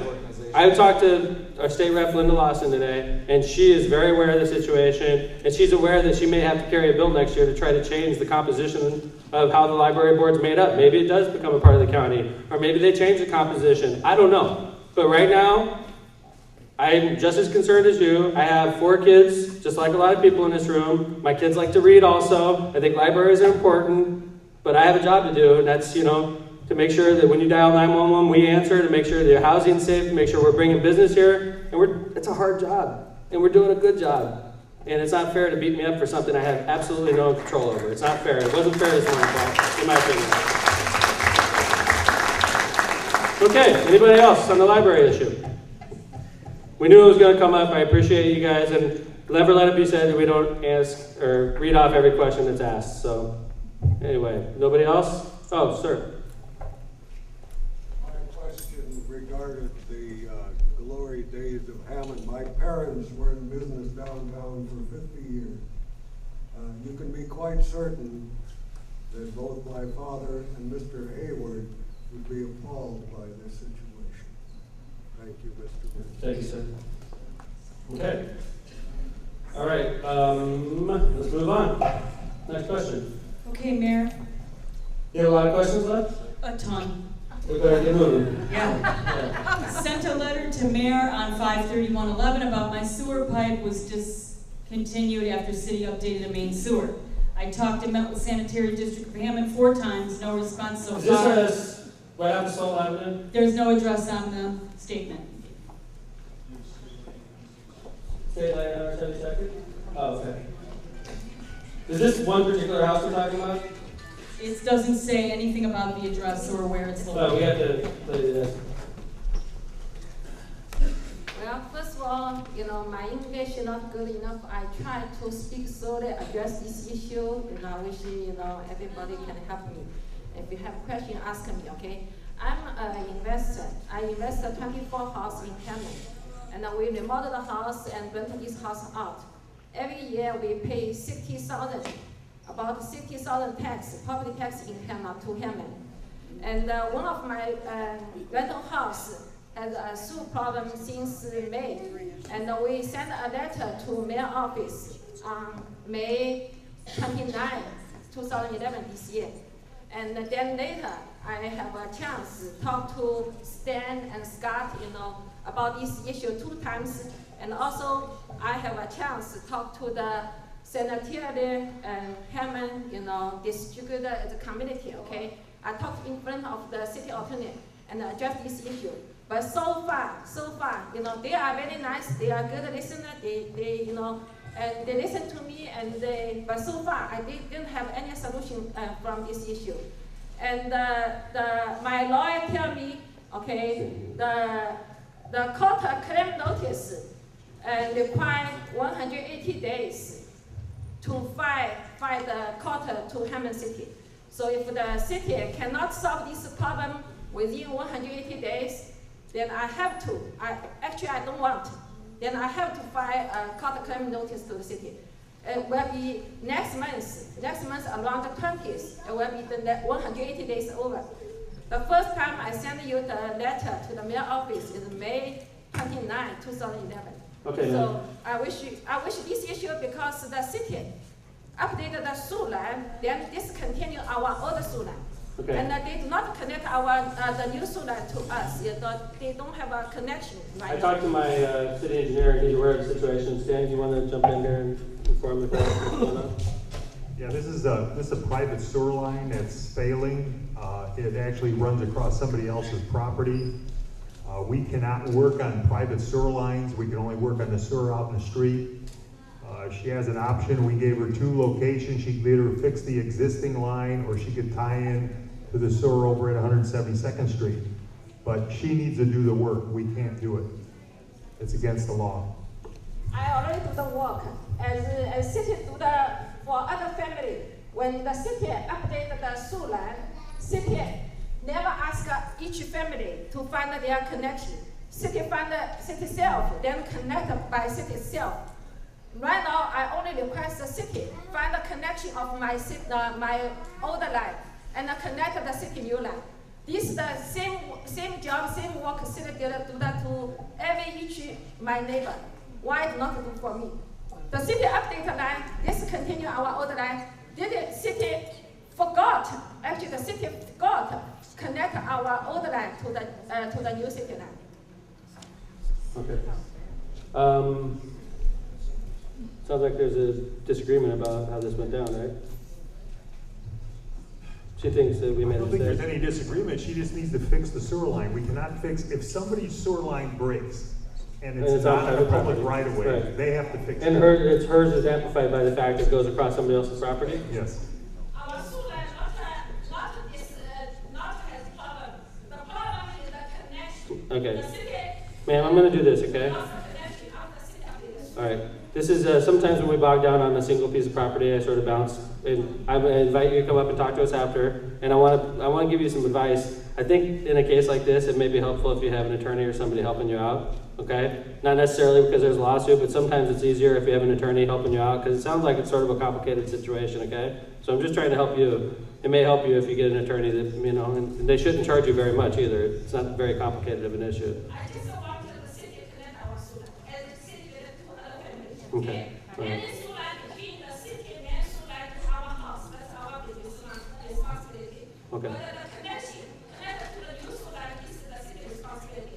But they are in the sewer line, they disconnect our line. Okay. All right. Thank you, ma'am. All right. Donna, next question. Last year, I know this is the 4th district, 175th Street was closed for the BP gas leak. The streets from Bertram through Walnut saw an increase in not only regular traffic, but also heavy truck traffic. Do you have any timeline for overlay or repair? There's also a sinkhole at 176 in Bertram. Councilman, Bill Baker. That's something we're looking at for the first part of next year. Our budget for this year is pretty much spent. So like I said, I am aware of the situation and we are looking at it. Any Yeah, 175th and White House, where is it? 175th actually from, That's White House or North Character? White White House. 175th and White House, where the leak occurred, did get a major upgrade. I mean, granted, it was shut down for a year for you to get that major upgrade, but I think UP did a good job of considering what happened there, so. Any possibility, Mayor, of a walking trail from Linden to Bertram? The lighting is poor and there are no cars, sidewalks. Linden, Bertram, I mean, it's something we look into, for sure. Okay. The street called Old Columbia, 175th, considered to be a one-way or two-way street or an alleyway. Also, will the trees and weeds be cut down or at least cut back on that street? Can you do the street again? Old Columbia, 175th, is that a one-way street or a two-way street, or is it an alleyway? Oh, is that the little, Old Columbia, that's the little apartment complex there, right? Anybody? I'm hearing two. Yeah, when you go up to Old Columbia is the one that stays ground level and doesn't go up, right? Yeah, okay. I have requested to have that cleaned up right now, okay? And that is kind of a little strange area back there, and we do need to have it lit up. I agree. But I have called Charlie about getting that area cleaned up and lit up too. We have put additional lighting back there. That's more around Linden to Columbia. But there is a lot of overgrowth that does need to be taken down. And Charlie is aware of that, and we will be getting to that. Thank you, Councilwoman. Donna, we have a question. I just want to say what an excellent job the sanitation board did for me about 2 weeks ago. My keys fell in the sewer. I made a call, and they were out immediately. Also, in our alley, there was a can of paint. It spilled. I don't know if it was off the garbage truck, you know, when they crunched it or what, but my car, as well as the teacher's car, got paint all over. We went through it and didn't see it. I called there, she called, the city was out, they have the street cleaner take care of that, you know, clean it all up. So they are doing a good job also. Thank you. Good job.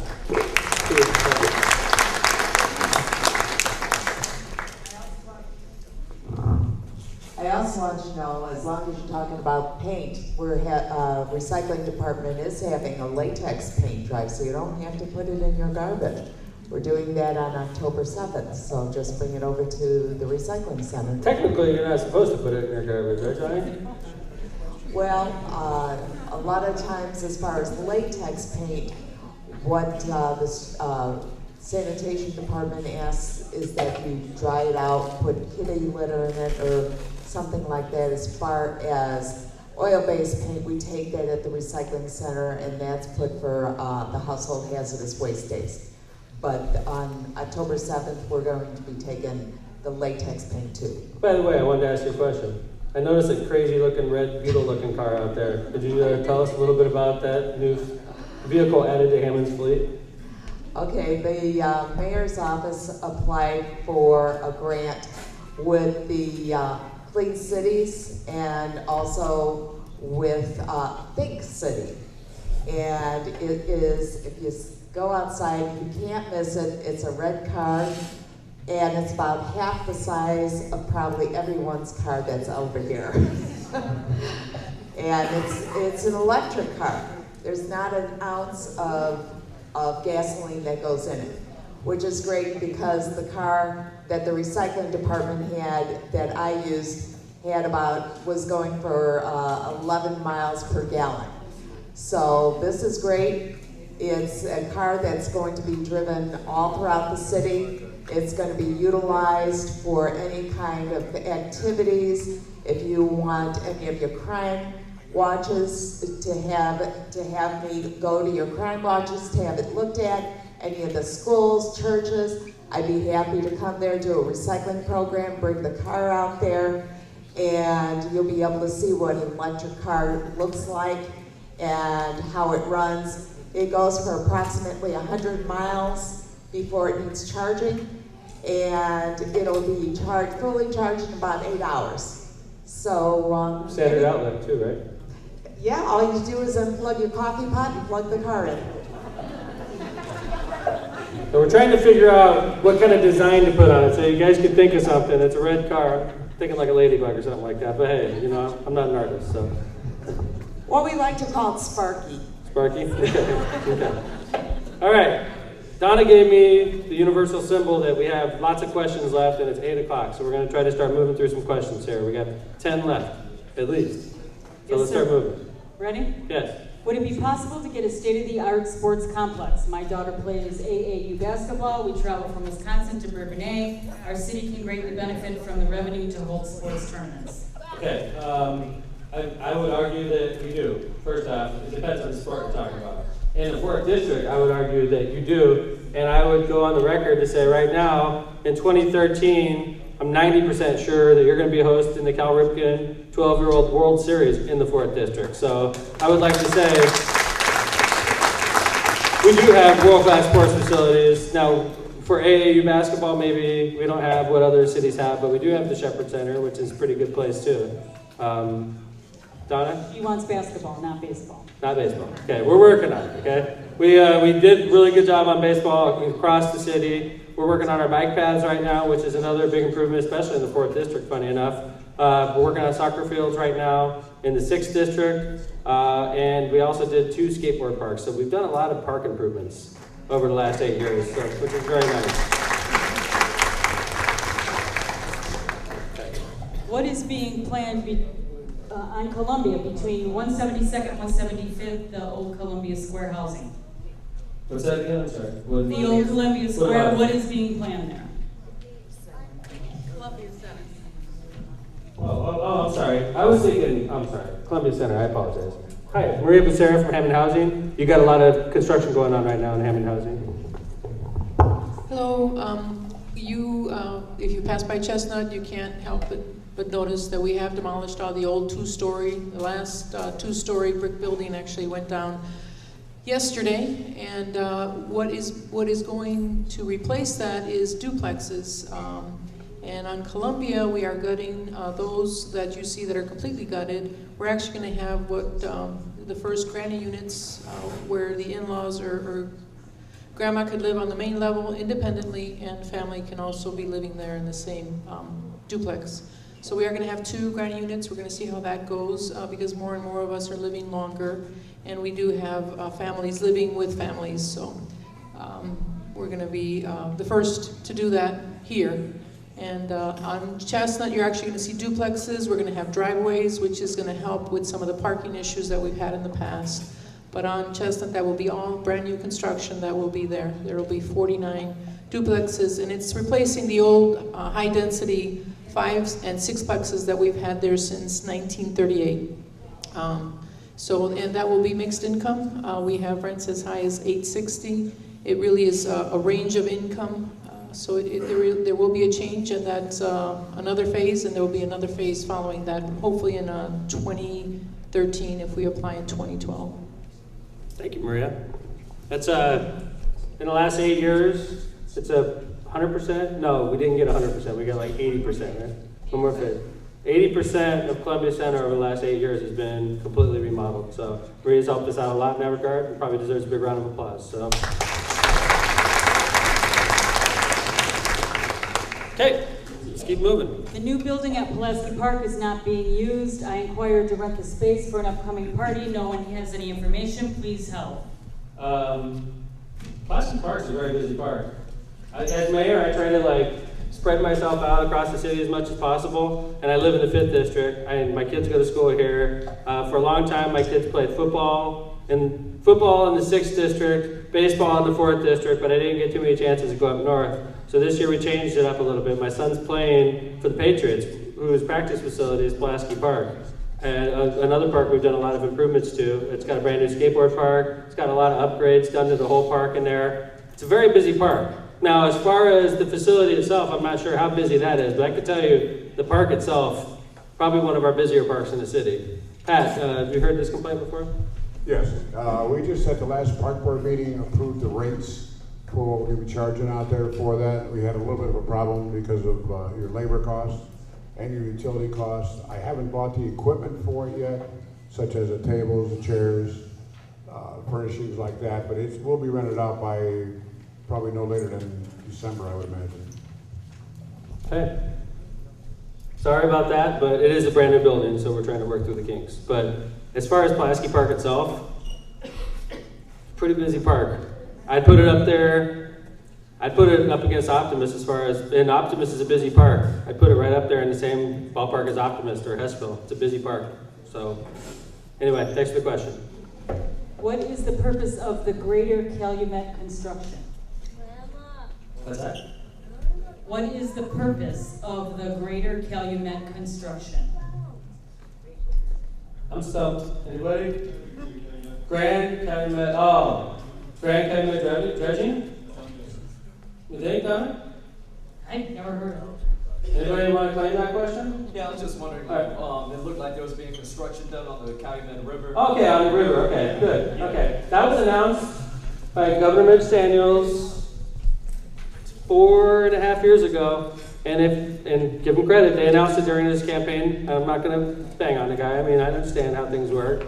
And they got it going about a year ago, and I have to say, the parts that they're doing are great. They look great. It looks like a river with water that moves, which is good because that's what rivers are supposed to do. As we know, for a long time, the Grand Calumet River wasn't moving, and it was just sort of sitting there. So we got a lot of work to do, though, on the Grand Calumet. And that's, unfortunately, environmental regulations were lax for a lot of years, and big business was taking advantage of it here in Hammond. So we're paying for the sins of the past right now, but I have to give credit to the state and to Governor Daniels and to IDEM.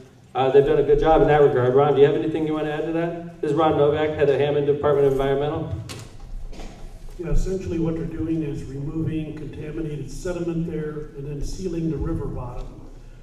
That river was basically really not moving to any great degree, and so they're essentially cleaning up between Calumet right now and the state line, and then they'll be moving further east into the Roxana Marsh area, which borders East Chicago and Hammond.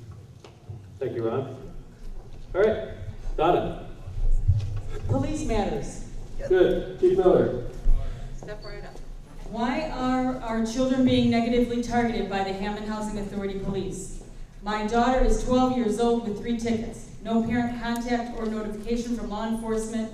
My daughter is a student at Scott Middle School. She has not missed a day of school since 1st grade, and for her to be treated as a criminal was very wrong. What happened to Indiana Code? She lists the code number, right to fairness, dignity, and respect. Please respond.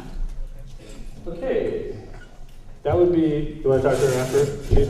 Is this for jaywalking? Is it jaywalking, you think? I have no idea. That's what I would. We got into a situation before the chief jumps in a couple years ago where it was mayor's night. Jaywalking, mayor. You got jaywalking is a problem. And it is a problem. So, Hammond Police Department goes out and they cite the kids that jaywalked. And guess what? Mayor's night the next month. How the heck could you give my kid a ticket? You know, my kid's great. My kid never jaywalks. That's a two-sided, and I hear the same thing in code enforcement. Mayor, you know, you guys got to be more aggressive in code enforcement. You got to get out there and enforce those codes. And we go out there, how could you cite me, Mayor? I can't believe you cited me. Okay, Chief. One of the most often asked questions of me at Crime Watches is, Chief, are you going to do something about children that jaywalk at our high schools and middle schools? As the mayor said, it's not a popular thing. Nobody likes getting a citation. If you want to talk to me afterwards, I'll certainly talk to you about your specific case. But we do go around periodically and we do enforce the jaywalking at the schools. We have children that literally, and I've watched them, walk right in front of a moving car and sort of dare the car to stop. Fortunately for us, most of the time the cars do stop. But one of these days on a slippery day, maybe when there's ice or rain, we're not going to be lucky and we're going to have a child hit. And then the first thing that's going to be asked is, Chief, what are you going to do about enforcing the jaywalking in front of the high schools and middle schools? So if you'd like to talk to me afterwards about it, I'd be more than glad to chat with you. Thanks, Chief. I was driving down 175th the other day, which is jaywalking central, going down 175th right after high school lets out, and there was 3 kids on the sidewalk doing what you're supposed to do, and 1 kid walking in the street. 3 kids on the sidewalk, perfectly clear sidewalk, and 1 kid walking in the street, and I was coming, and he didn't move. And I'm like, first off, I think most kids recognize me, and I like stopped my car like, are you serious? And he's like, oh, sorry, Mayor.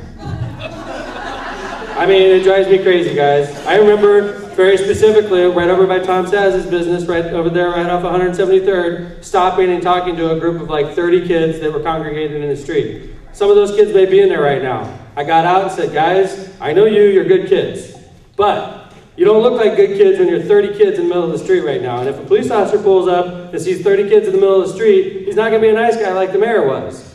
And I think I made my point without yelling at the kids. But the fact is, it's a problem. And the police officers are trying to do their job. And if that's what we're talking about, I apologize, but it's a major problem I get lots of complaints about. Yes, ma'am. That was mine. It had nothing to do with jaywalking. Okay. My daughter's right here. Do you feel more comfortable talking after, ma'am? I mean, we'll probably be done in 10 minutes. Sometimes it's better not to bring up specific cases in front of a group of people. No, I don't mind. You can come on. We'll be here right after, okay? Right. Thank you. All right. Yes, ma'am. We're working hard to get through this list. Okay, long list of issues regarding people that apparently have Illinois plates. Yes. What can we do about this? This is Sue, this is yours. I'm not gonna say the plate numbers and stuff, but she has documentation. Yes, great. Documentation's great, we will take it and follow it up. A. B, I guarantee you, as long as there's a difference between what Illinois charges for plates and Indiana charges for plates, 20 years from now, if that difference still exists, whoever the mayor is 20 years from now, doing mayor's night out is gonna get the same type of question. This is a problem because we live so close to Chicago and that difference exists. It doesn't mean we're ignoring it though. Chief Miller, you want to follow that up? Sure. We have a very aggressive program on Illinois plates. It's called reciprocity violation, folks. Basically, state law says from the time that you move into Indiana, you have 60 days to change your plates over to Indiana plates and also your driver's license. We do reciprocity stings at all the schools. We do them twice a year. We do them in the fall and in the spring, but we have to wait until 60 days have expired in the beginning of the year. So we're getting pretty close. You will see us doing those at the schools. We also do those that are major apartment complexes. That's where we have the largest amount of transient population, the largest amount of people from Illinois that move in and don't change over their plates. And again, we do that twice a year. We do that in the fall and the spring. If you have other concerns, if you have maybe a neighbor that just moved into a house or something and you would like to report that they've been there for more than a couple months and haven't changed their plates, you can call us and I have a number for you to write down. It's 852-6380. All you have to do is leave it on the answering machine and we'll be more than glad to go. We'll follow up, we'll write a warning, they get a warning, and at the end of 60 days, we can come cite or tow their car at our discretion. Kelly Kearney's head of Hammond Code Enforcement. You guys also deal with this issue? Absolutely. If you call us or provide us the information, the address where the car is, Oftentimes it helps us find unregistered rental properties, people that move from Illinois into Indiana, don't change their plates over. Rarely is it an owner-occupied home that has the Illinois car with Illinois plates in front of it. Obviously, the police chief police is busy with the stings at schools and apartment complexes too. We can issue citations also because it's a chance to do the research and possibly find unregistered rental property and take whatever's necessary action then. A good rule of thumb is between, if you want to know who's going to enforce, if it's a single property, I usually would go to code enforcement and ask them to help us. But if it's an apartment complex or a school, it would usually be done through the police department. The bigger numbers are done through the police department. More specific issues are handled by code enforcement. Like if your neighbor doesn't have Indiana plates and you want to call them in, you call code enforcement. If it's Tanglewood Apartments and they're not having their people do it, it would be the police department, okay? Great, done. So make sure that code and Chief Miller get a copy of the license plate memo. Thanks. Sex offenders are back at LaSalle Hotel around the charter school. What can be done? Whose question is that? Roscoe. Roscoe? Currently, there's no sexual predators or registered sex offenders in LaSalle. We actually had all of them move out. I know there's one listed on the registry that says he lives in LaSalle. I do not believe he's there. We are checking on that. A couple times a year, we go around and we check our registered sex offenders to make sure they're living in the addresses they are. A few years ago, it was we lasered the distance from the LaSalle Hotel to Edgar School. It's less than 1,000 feet, and we had a mass move-out day. We moved out all the sex offenders. For a little while, the Indiana Department of Corrections and Parole was actually encouraging sex offenders to move to LaSalle Hotel. They were given the address and phone number and said that this was a good place for them to relocate. That's why we had so many of them in our hotel. We did not find that out until we started to actually relocate them. And then once we chose that location for the new charter school and the law kicked in, it said you had to be a certain distance from any school, right? Yes, sir. Okay. And I know Attorney Cantor also did some work to help us out in that regards by making the fountain a city park, correct? Correct. Which also enforced the sexual predator ordinance in that regards as well, right?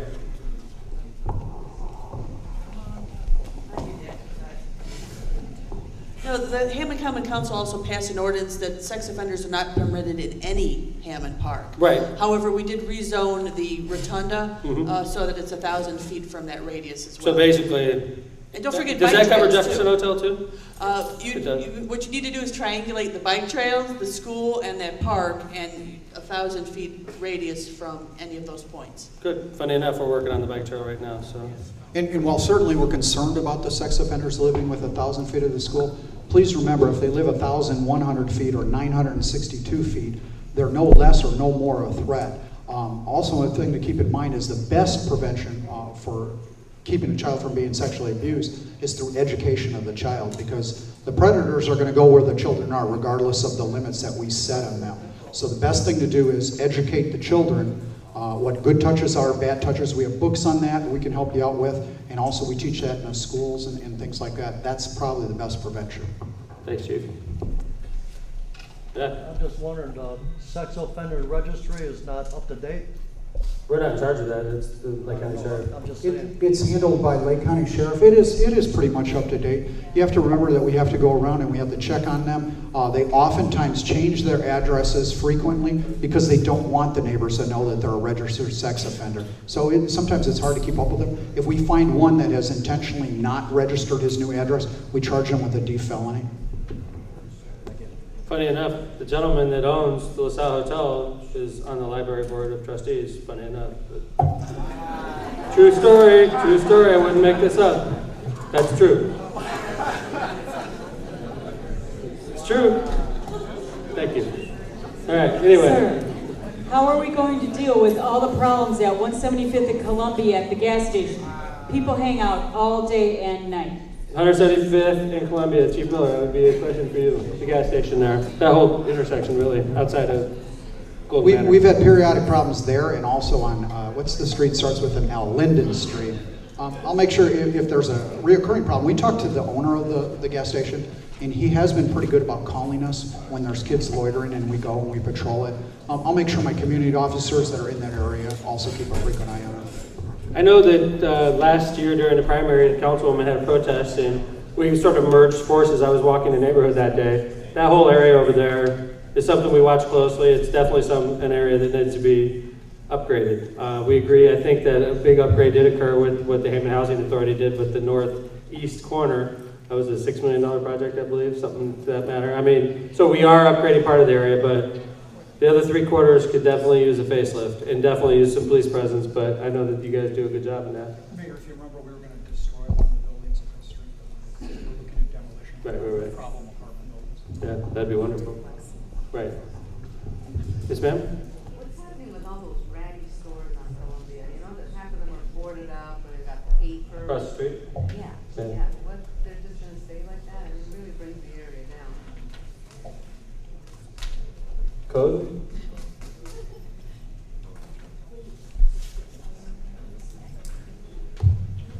By the way, it's important to point out Kelly Kearney doesn't live very far from here, so he's very familiar with the area we're talking about, right, Kelly? Absolutely. We've had some ongoing discussions with the gentleman at 174th in Columbia, and if you compare it from 6-8 months ago to what it is now, it's cleaned up quite a bit. The sports shop across from it, we've never been inside the building, I'm not quite sure what's going on there, but we try to make them maintain their lots and weed whack and clean up around them. It's just an ongoing, consistent problem. The corners, the other corners on 75th and Columbia, we make them upkeep the properties. I visit them often and let them know that they need to weed whack and control the litter around the properties. They do a job of that. Basically, the buildings themselves are in pretty rundown condition.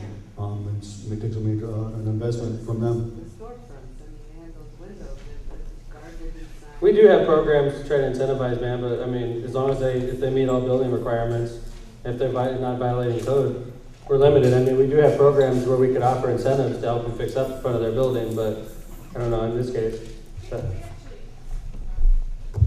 We actually took a walk down Columbia Avenue a couple of weeks ago to tell the business owners, the ones that are in operation, are kind of trying to keep things up and might be interested, about our facade rebate program, where we can offer an incentive to businesses that are looking to, spruce up the exterior of their buildings, update it, make it look a little nicer, but maybe don't have, a ton of resources at hand at the moment to do that. So we do have a program for that, and the application's actually on gohammond.com.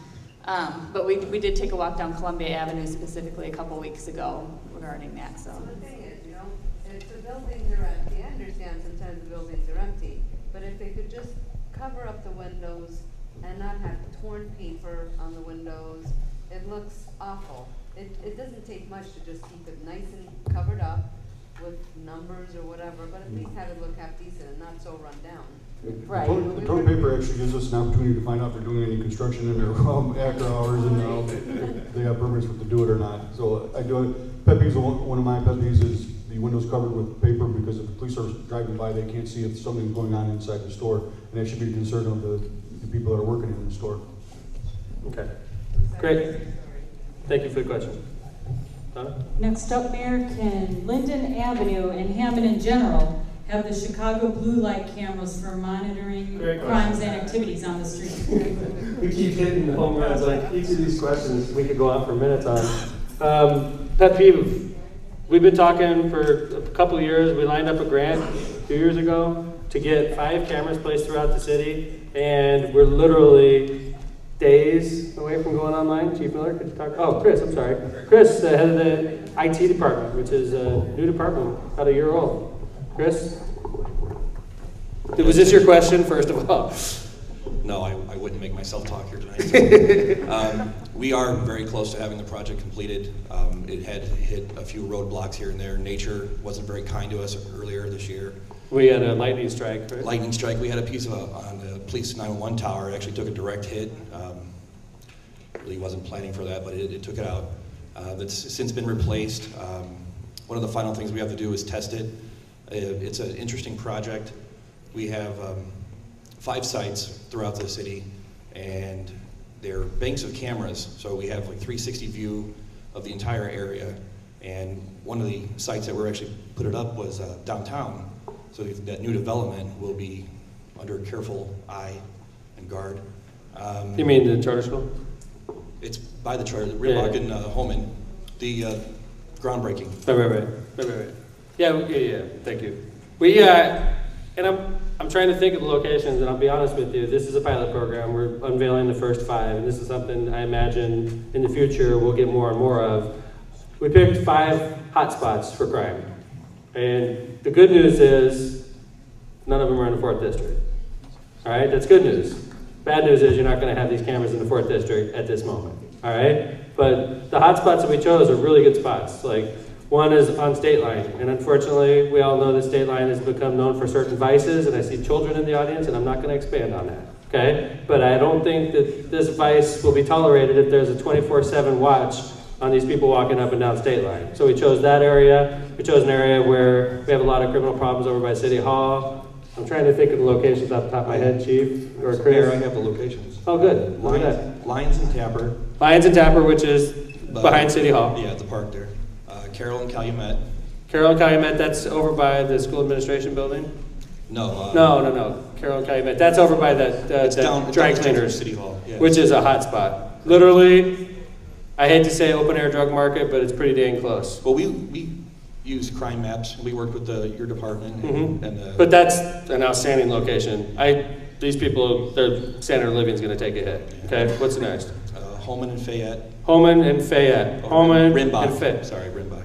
Rimbach and Holman, right by the fountain. Yeah. Okay, right by the charter school. All right. Sibley and State Line. Sibley and State Line. All right. The BB station and Lyman behind Harrison Park by the tennis courts. Lyman behind Harrison Park on the tennis courts, which is unfortunately in that part of the city, a lot of people are crossing from Illinois, going into our park and drinking, etc.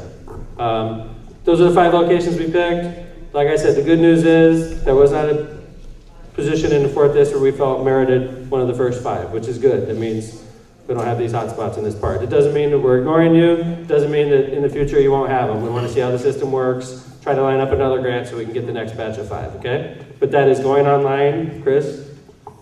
Very soon. Days, within days, okay? Great question. Thank you for asking that. All right. We have a follow-up on that, Donna? Or?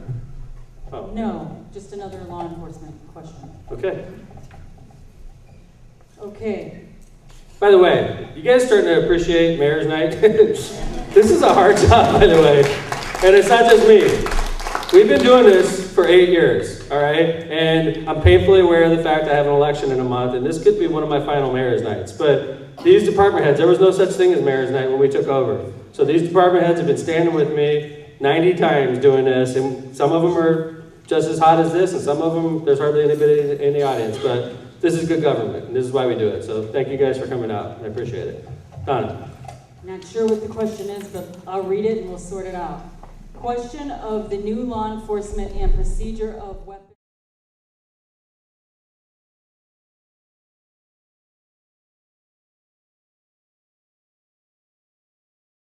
You're from Indiana and Illinois. It sounds like she's an officer, Cook County officer? Yes, I am. And she has weapon issues that... Do you mind coming up after and talking to the chief, ma'am? Sure. Okay, thank you. That'd be easier that way. Thank you very much, and welcome to Hammond. Okay. Liquor-related items. How did the liquor store on 173rd and Chestnut get the okay? They're on the same block as a church and near O'Bannon School. How many feet is required before liquor can be sold? That's a good question. This one's sort of, 200. What's that, Chris?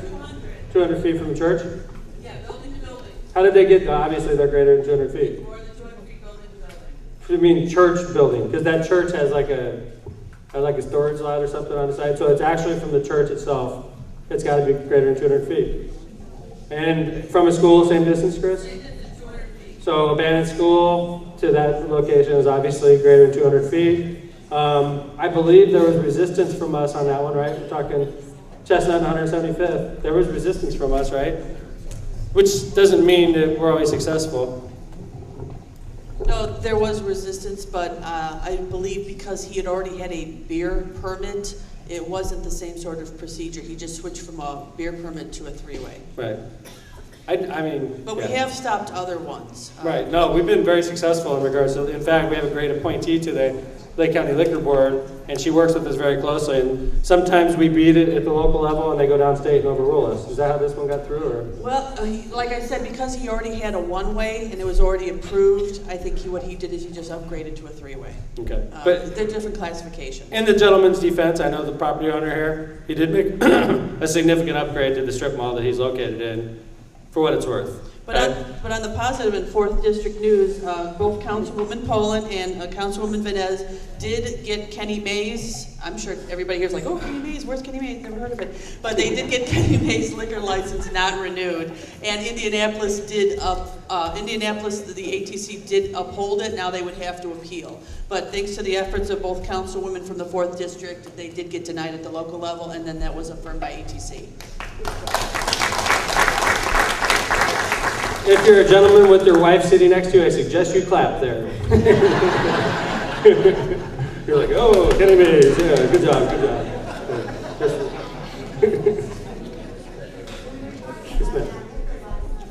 Yeah? Is on the corner and the parking lot of that church. But it's building the building. It sounds like it's building the building. And that church is located Right on the corner. But it's east on the lot. Ma'am, if it was within 200 feet, they would have blocked it. Okay. I'm not sure. I haven't measured it. I have a little laser shot for my golf game. I could go try it out. It's pretty accurate. Okay. All right, Donna?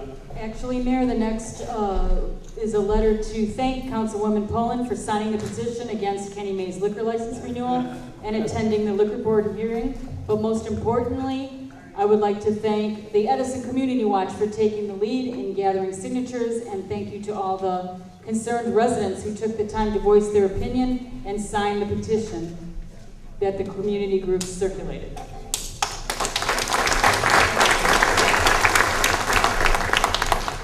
All right, next question. How many we got left? 2. All right, let's go. The powerhouse at the BP refinery is still making a lot of noise. So what was that? BP refinery? The powerhouse at the BP refinery. Okay. Obviously, good thing about Mayor's Night is just because we're in the 4th doesn't mean it deals with 4th District questions. Ron deals with, Hammond Environmental deals with obviously the smoke, the water, but it also deals with noise. So, Ron? And we've met with the BP folks. They're in the process of making modifications on the process. I've talked to one lady. She's been in contact with the company in regards to doing some noise mitigation work on her property. But this is an individual undertaking. So whoever wrote that question, if they want to see me afterwards, I can put them in touch with the right folks. Okay, thank you very much. My favorite time of the evening, the last question. Having a hard time with it. I noticed work on the streets and lawns from BP and NIPSCO for 175th and Whiteout going on. Is something else happening? Is that your question, sir? All right, Don, why don't we let him expand on that? How you doing? Doing fine, Mayor. Colts shirt, huh? Yes. Tough year. I'm a Cubs fan, I'm saying tough year. Not much tougher than the Bears. 175th and White Oak, as we all know, was closed for a couple of years due to the leak. Now I noticed on the north side of 175th, NIPSCO and BP are marking the streets and sidewalks. New paintings. Anybody?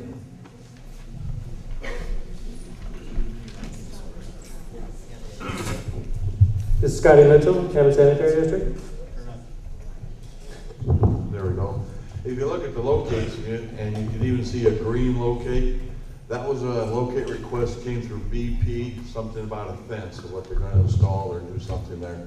And then, so any time before any underground digging's done, people should call 811 and get locates, because you don't want to hit something underground, which can cause a problem. That's probably what it is.